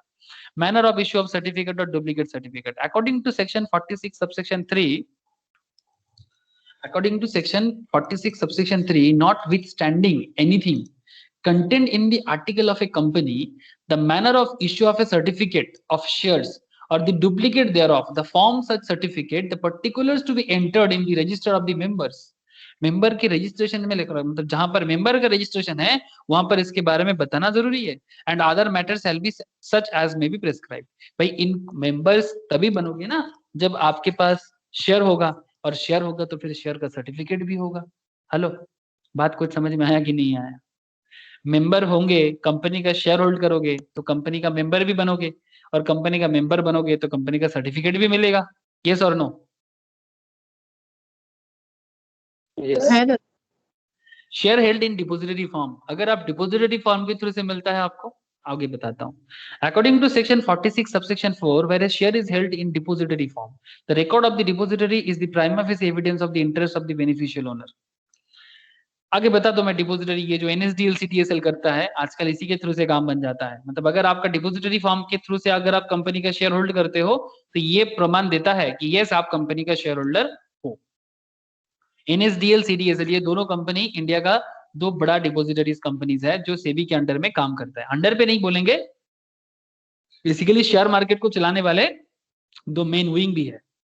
Punishment for issuing duplicate certificate of share with intent to defraud, अगर आप किसी को किसी भी तरह का, समझ गए ना आप लोग, किसी को कुछ जाली वगैरह कुछ करना चाहते हो तभी, As per section 46 subsection 5, if a company with intent to defraud issues duplicate certificate of shares, the punishment shall be as under. First, the company shall be punishable with fine which shall not be less than 5 times the face value of the shares. Company का जो face value है उससे मतलब 5 गुना ज्यादा होगा, उससे कम नहीं होगा। कंपनी का फेस वैल्यू अगर 10 है तो 50 तो मिनिमम पर शेयर में होगा ही। Involved in the issue of the duplicate certificate but which may extend to 10 times of the face value of such shares or rupees 10 crore whichever is higher. समझ में आया? या तो 10 करोड़ या तो 10 गुना या 5 गुना बढ़ा दो पर शेयर का वैल्यू, और फिर जितना नंबर ऑफ शेयर होल्ड करेगा। अगर 1 लाख शेयर होल्ड करेगा तो 1 लाख इंटू 100 हो सकता है या 1 लाख इंटू 50 हो सकता है, ठीक है, या फिर 10 करोड़ जो ज्यादा होगा, उतना फाइन हो सकता है सर किसी को डुप्लीकेट सर्टिफिकेट इशू करने का सजा। बहुत बड़ा सजा है ना सर? हाँ सर। सजा बहुत बड़ा, बहुत बड़ा सजा दिया है sir. Every officer of the company who is in default shall be liable for action under section 447, ठीक है। Physical entitlement of a particular portion of share capital is prima facie evidence by way of share certificate which has to be distinctively numbered. Share का एक अलग number होगा जो distinctively दिखाना जरूरी है। और 447 क्या है? Which describe punishment for fraud. अगर किसी के साथ किसी भी तरह का जाली काम करते हो तो 447 के हिसाब से आपको सजा मिलेगा। वो 447 सेक्शन उसके लिए बनाया गया है। अच्छा, issued under common seal of the company or signed by 2 directors or a director of the company or company secretary wherever the company has appointed CS. In case the company is required, तो मतलब आप समझ रहे हैं ना कि किसको किसको सजा मिलेगा? CS को सजा मिलेगा, डायरेक्टर को सजा मिलेगा। समझ में आ गया? In case the company is required to issue duplicate certificate, it can do so after following the procedure prescribed in Rule 6. देखो सर, बड़ा पावर बड़ा रेस्पॉन्सिबिलिटीज लेके आता है। I hope you all understand. Big power always comes with big responsibilities. Power का misuse करोगे मुश्किल में पड़ोगे। पावर का मतलब उसका मिसयूज नहीं करना है। पावर उसी को मिलना चाहिए होता है जो पावर का हकदार हो। समझते हो? एक बात याद आ गया आप लोगों को, मैं बस एक बार जस्ट कहना चाहता हूं। आप लोग मुझे एक चीज बता सकते हो कि आज के समय में हम लोग कभी कभी बोलते हैं ना कि दुनिया बहुत खराब जा रहा है, मतलब society is not under good condition, kind of that, मतलब समाज में सब कुछ बेकार हो रहा है, बुरा हो रहा है। हम लोग ऐसे बात करते हैं, ये सर नो बोलो, करते कि नहीं करते? हाँ, है ना? कभी कवर कर लेते हैं दादा। तो जब भी हम लोग ये बात करते हैं कि समाज खराब हो रहा है, सोसाइटी खराब लेवल में जा रहा है, इसके पीछे एक सबसे बड़ा कारण क्या जानते हो? बिकॉज जो लोग, समाज खराब कब होता है? जब बैड पावर के साथ लोग समाज को चलाते हैं। मतलब समाज के चलाने वाला कौन? जिनके पास पावर तो है बट वो उसका मिसयूज ही करेगा, because they are not a good person. और सर तो फिर गुड पर्सन कहाँ चला गया? सर गुड पर्सन का प्रॉब्लम क्या है जानते हो? गुड पर्सन संसार से भाग जाता है। भाग जाता है मतलब वो सोचता है कि मैं सन्यासी बन जाऊंगा, वो सोचता है कि ये सब में झमेला में क्यों पड़ना है, ठीक है। तो इसलिए क्या होता है कि गुड पावर वाले लोग चले जाते हैं। अगर जिस दिन ऐसा होगा ना कि एक्चुअली समाज भी खराब होता है सन्यासी के कारण, मतलब गुड पर्सन्स के कारण, गुड पर्सन्स रिस्पॉन्सिबिलिटीज लेता नहीं है, इसीलिए समाज में बर्बादी है। और उसके बाद बदले में क्या होता है? जिसके पास जो बैड पर्सन है वही समाज को चलाने का रिस्पॉन्सिबिलिटीज ले लेता है और सब कुछ बुरा ही होने लगता है। ये कॉमन कारण है सर, कॉमन कारण है। अब आई होप मैं ज्यादा स्पिरिचुअल नहीं होना चाहता, इसलिए मैं आपको बस छोटा सा ही बोला, ठीक है। In case of a company is required to issue duplicate certificate, it can do so after following the procedures rule 6। कुछ प्रोसीडियर्स फॉलो करके आप कर सकते हो। डीमैट, डीमैट आ गया सर। डीमैट, डीमैट के बारे में तो बहुत सुने होंगे आप लोग। डीमेटेरियलाइजेशन और डीमैट अकाउंट, हाँ सर, इलेक्ट्रॉनिक फॉर्मेट में होता है। किसी भी शेयर मार्केट में अगर आपको आना है तो डीमैट अकाउंट ओपन करना है ब्रोकर के थ्रू से। After the depository started functioning in India, the listed shares are record to be held in electronic form. जब से डिपॉजिटरी स्टार्ट हो गया, जैसे कि NSDL, CDSL, उसके बाद से इलेक्ट्रॉनिक फॉर्म से आप शेयर रखना चालू हो गया। Even banks and financial institution insist for demat for securities for creation और charge. Now rule 9A of the Companies Rule 2014 requires every unlisted public company to issue the securities only in demat. Even unlisted public company ये भी बता रहा है कि only in dematerialized form and also facilitated dematerializations for all existing securities. मतलब not just for the share market listed companies, also for the unlisted public company, उनका share भी अगर होल्ड करना है तो उसके लिए भी आपको डीमैट अकाउंट होना जरूरी है। सुबह कुछ समझ में आया? है दादा, ठीक है, समझ में आ गया। ठीक है। नॉट जस्ट कि share market listed company, stock market में जो कंपनीज है उसी का स्टॉक लेना है तो डीमैट अकाउंट चाहिए, नहीं sir. Even unlisted public company का भी शेयर लेना है उसके लिए भी आपका डीमैट अकाउंट होना जरूरी है और उस पर वो दिखेगा। वो अलग बात कि आप उसका ट्रेडिंग नहीं कर सकते स्टॉक मार्केट में, बट कोई बात नहीं, बट आपके डीमैट अकाउंट होना जरूरी है। हर चीज का प्रूफ चाहिए, अदरवाइज मुश्किल बढ़ रहा है। According to rule venture capitalist বা एंजल इन्वेस्टर এদেরও কি ডিম্যাট ফর্মেই রাখতে হয়? एग्जैक्टली, इनको भी डीमैट फॉर्म में ही कंपनी का शेयर होल्ड करना पड़ता है। বুঝতে পারলি? হ্যাঁ হ্যাঁ জানতাম, বাট তাও একবার কনফার্ম হয়ে গেলাম। Yes. According to Rule 9A, every holder of securities of an unlisted public company who intend to transfer such securities on or after 2nd October 2018 shall get such securities dematerialized before the transfer. That means आपको demat account open करना है। Sir demat account open करने के लिए क्या करना पड़ता है? कुछ नहीं सर, अगर आप स्टॉक मार्केट में इन्वेस्टमेंट करना चालू करना चाहते हो या स्टॉक मार्केट में अकाउंट ओपन करना चाहते हो, आप कोई भी एक अच्छा ब्रोकिंग कंपनी ढूंढो, लाइक जीरोधा, आप स्टॉक्स, आईसीआईसीआई, मोतीलाल ओसवाल, बहुत सारे हैं। एक कोई भी कंपनी ढूंढो और ढूंढ के उनको क्या बोलो कि भाई आ जाओ मेरे घर पे, मैं अकाउंट ओपन करूंगा, या फिर ऑनलाइन में ही फॉर्म फिलअप करना चालू करो, फिर डीमैट फॉर्म भी उसमें आ जाएगा, साइन करना। बहुत सारा साइन करना पड़ता है। कितना साइन करना पड़ता है इसलिए सुबह डीमैट अकाउंट में? 25-30 तो हो गई। 25 से 30 साइन करना होता है। दम हो तो पढ़ लेना क्या लिखा है, डीमैट रूल पर लिखा होता है, ठीक है। और फिर आपका डीमैट अकाउंट ओपन हो जाएगा। फिर डीमैट के थ्रू से ट्रेडिंग ओपन होगा और ट्रेडिंग के थ्रू से आप ब्रोकिंग कंपनी के साइड से स्टॉक मार्केट में इन्वेस्टमेंट कर सकते हो, ठीक है। जब स्टॉक मार्केट में आ जाओगे समझ में आ जाएगा। जो ऑलरेडी हो वो तो समझ गए हो। Who subscribe to any securities of an unlisted public company, whether by way of private placement or bonus share or right offer, or on after 2nd October 2018, shall ensure that all his existing securities are held in dematerialized form before such subscription. That means ये rule पहले नहीं था सुबह, ये 2nd October 2018 के बाद से mandatory हुआ है।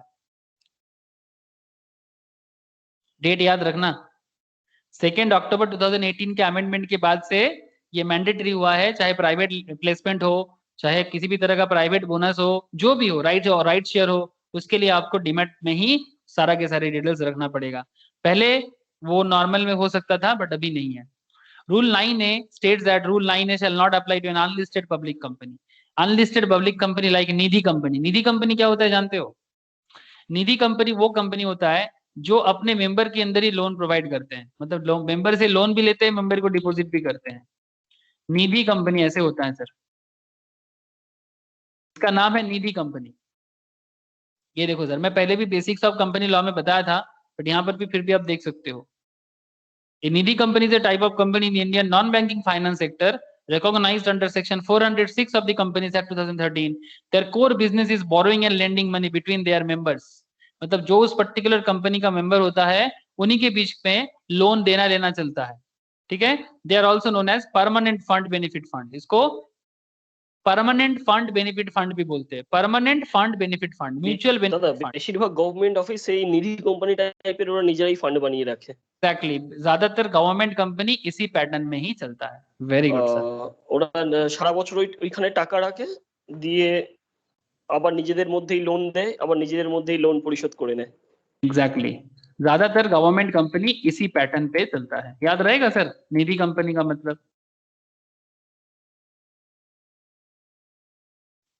ये देखो सर कुछ लिस्ट ऑफ निधि कंपनीज का डेटा आप लोग देख पा रहे हो सर? हर चीज आपको प्रैक्टिकली दिखने का मौका मिल सकता है। ये एक बहुत अच्छा कॉन्सेप्ट है आजकल। Hindupur mutual benefit permanent company का नेम है श्री वेंकटपुरा परमानेंट फंड लिमिटेड। दिखाई दे रहा है सबको? हेलो, হ্যাঁ দাদা। जय कृष्णा परमानेंट, और थोड़ा बड़ा ओके कर देता हूं। देख CIN नंबर भी है, ठीक है, corporate identification number, registered office, ठीक है, डेट ऑफ इनकॉर्पोरेशन कब से चल रहा है, ये कंपनी तो 1918 से चल रहा है, देखो सर डेट ऑफ निधि हुआ है 1963 में। Shri Teja benefit fund limited, ये मिनिस्ट्री ऑफ कॉर्पोरेट अफेयर्स के साइड में से ही देख रहा हूं सर मैं। Vijay Krishna state bank of India के आसपास में है, बहुत सारे हैं सर, भरा पड़ा है, खत्म नहीं होगा। ऑलमोस्ट कितना है देख लेते हैं, 245 के आसपास का लिस्ट दिख रहा है sir, 245, almost 245 as per ministry of corporate affairs के साइट के हिसाब से, नहीं 240, हाँ 245, समझ में आया सर। निधि कंपनी, गवर्नमेंट कंपनी और होल्ली ओन्ड सब्सिडियरी, ये तीनों के लिए 9A जरूरी नहीं है, ठीक है। 9A मतलब वही कि 9A आपको ये बताते हैं कि not just stock market listed company but also दूसरा लिस्टेड कंपनीज भी, मतलब जो अनलिस्टेड कंपनी भी डीमैट के थ्रू से अपना शेयर वगैरह होल्ड करके दिखाएगा, बट ये इनके केस में जरूरी नहीं है, ये जो निधि के केस में जरूरी नहीं है, गवर्नमेंट कंपनी के केस में जरूरी नहीं है, होल्ली ओन्ड सब्सिडियरी के केस में जरूरी नहीं है। It is noted that only unlisted public companies, unlisted public company मतलब जो कंपनी स्टॉक मार्केट में लिस्टेड नहीं है उसको अनलिस्टेड पब्लिक कंपनी बोलते हैं, are covered by rule 9A and therefore it is not necessary for a private limited company to get its securities dematerialized, ठीक है।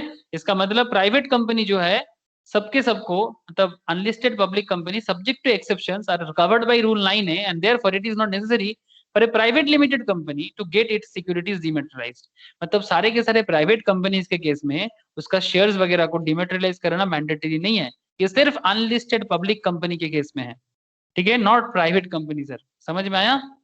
मतलब वो सरकारी होगा बट स्टॉक मार्केट में लिस्टेड नहीं होगा, ठीक है, और जो भी लिस्टेड होगा मतलब स्टॉक मार्केट में होगा उनको तो करना ही पड़ेगा, स्टॉक मार्केट में होगा तो उसको तो करना ही पड़ेगा, बट अगर वो अनलिस्टेड पब्लिक है तो भी करना पड़ेगा, बट अगर प्राइवेट कंपनी है तो in that case demat form होना जरूरी नहीं है, ठीक है।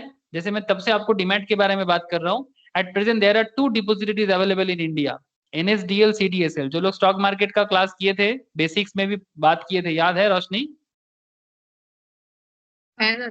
सुन के शायद दिमाग खराब हो गया होगा NSDL CDSL के बारे में। Various depository participants are linked to them, basically ये NSDL CDSL करता क्या है, हम लोग जब कोई मार्केट में ये गवर्नमेंट ऑफ इंडिया का है, मतलब basically national security depository limited and central depository security limited, ठीक है, ये सेबी के थ्रू से ही चलता है, ठीक है, कंट्रोल में ही चलता है। ये NSDL CDSL जो डिपॉजिटरीज है, हमारा डीमैट अकाउंट इन्हीं के पास रहता है, और इनको सिक्योरिटी देना, मतलब हम लोग जो डीमैट अकाउंट ओपन करके शेयर को होल्ड करते हैं उसको सिक्योरिटी देना या वॉल्ट की तरह काम करते हैं, मतलब total security of our demat account given by NSDL and CDSL, मतलब एक्चुअली हमारा डीमैट अकाउंट इन्हीं के पास रहता है, ब्रोकर के पास नहीं। ब्रोकर के थ्रू से तो हम लोग सिर्फ ट्रेडिंग कर पाते हैं, ब्रोकर के थ्रू से हम लोग सिर्फ ट्रेडिंग कर पाते हैं, बट हमारा अकाउंट वगैरह सब इन्हीं के पास होता है, या तो NSDL के पास या तो CDSL के पास। Dematerialized securities are held by the investors in their respective account with the DP means depositories, which keeps a tax of transfer, transmission, charge, creation, etc. They are necessary enabling legal enactments to facilitate all such procedures. It is noteworthy to observe that share certificate issued by a company are comparable with the currency notes issued by the central bank, that is Reserve Bank of India. Therefore, strict penal provisions are in existence against fraudulent activities in such cases. Wrongdoer company and every officer who is in default are punishable under section 447. 447 में अगर कोई भी कोई गड़बड़ करता है उनको punish मिलेगा। NSDL CDSL स्टॉक मार्केट में खुद भी लिस्टेड है ना सर? NSDL CDSL ये लोग खुद भी लिस्टेड है ना?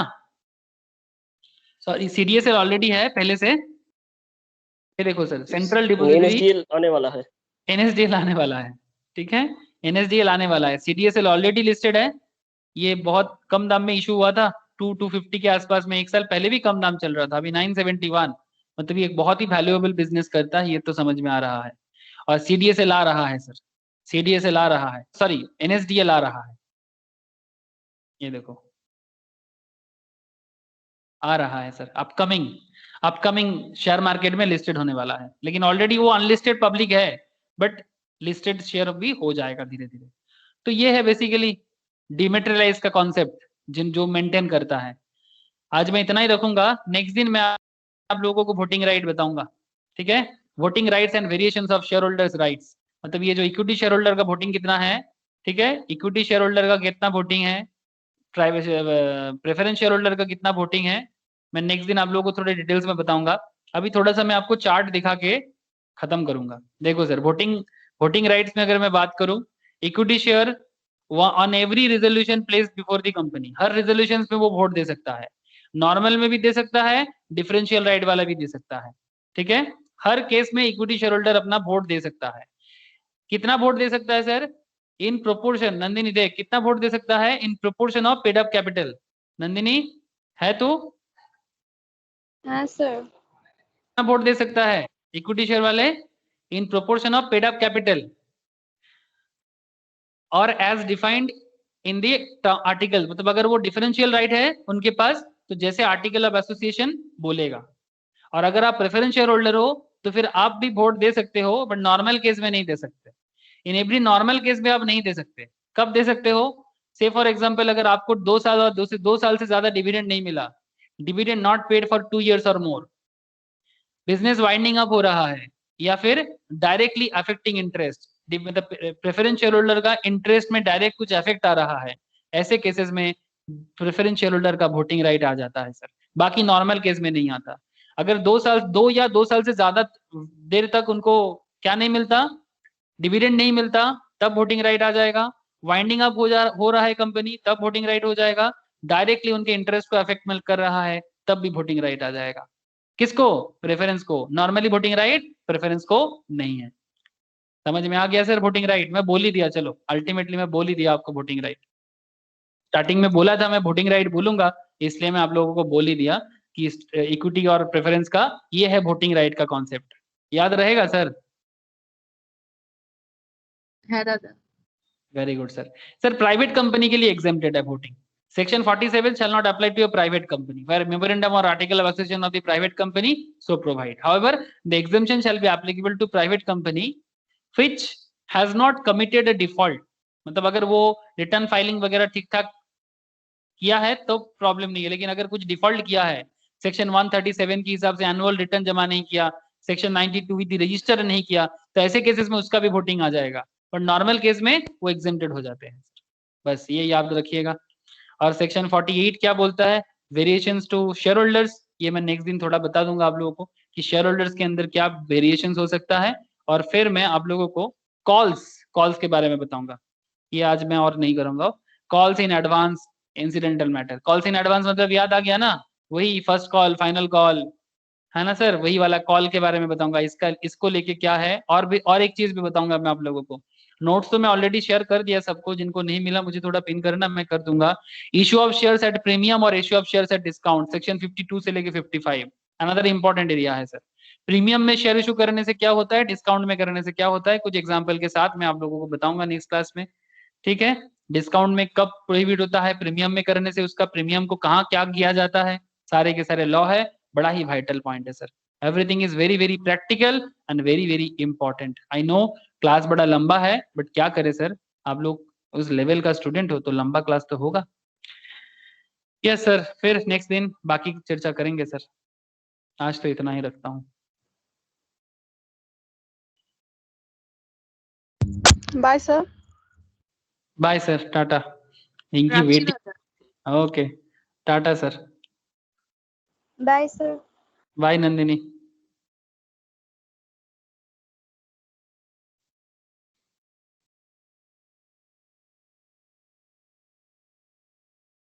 বল শুভ, টাটা।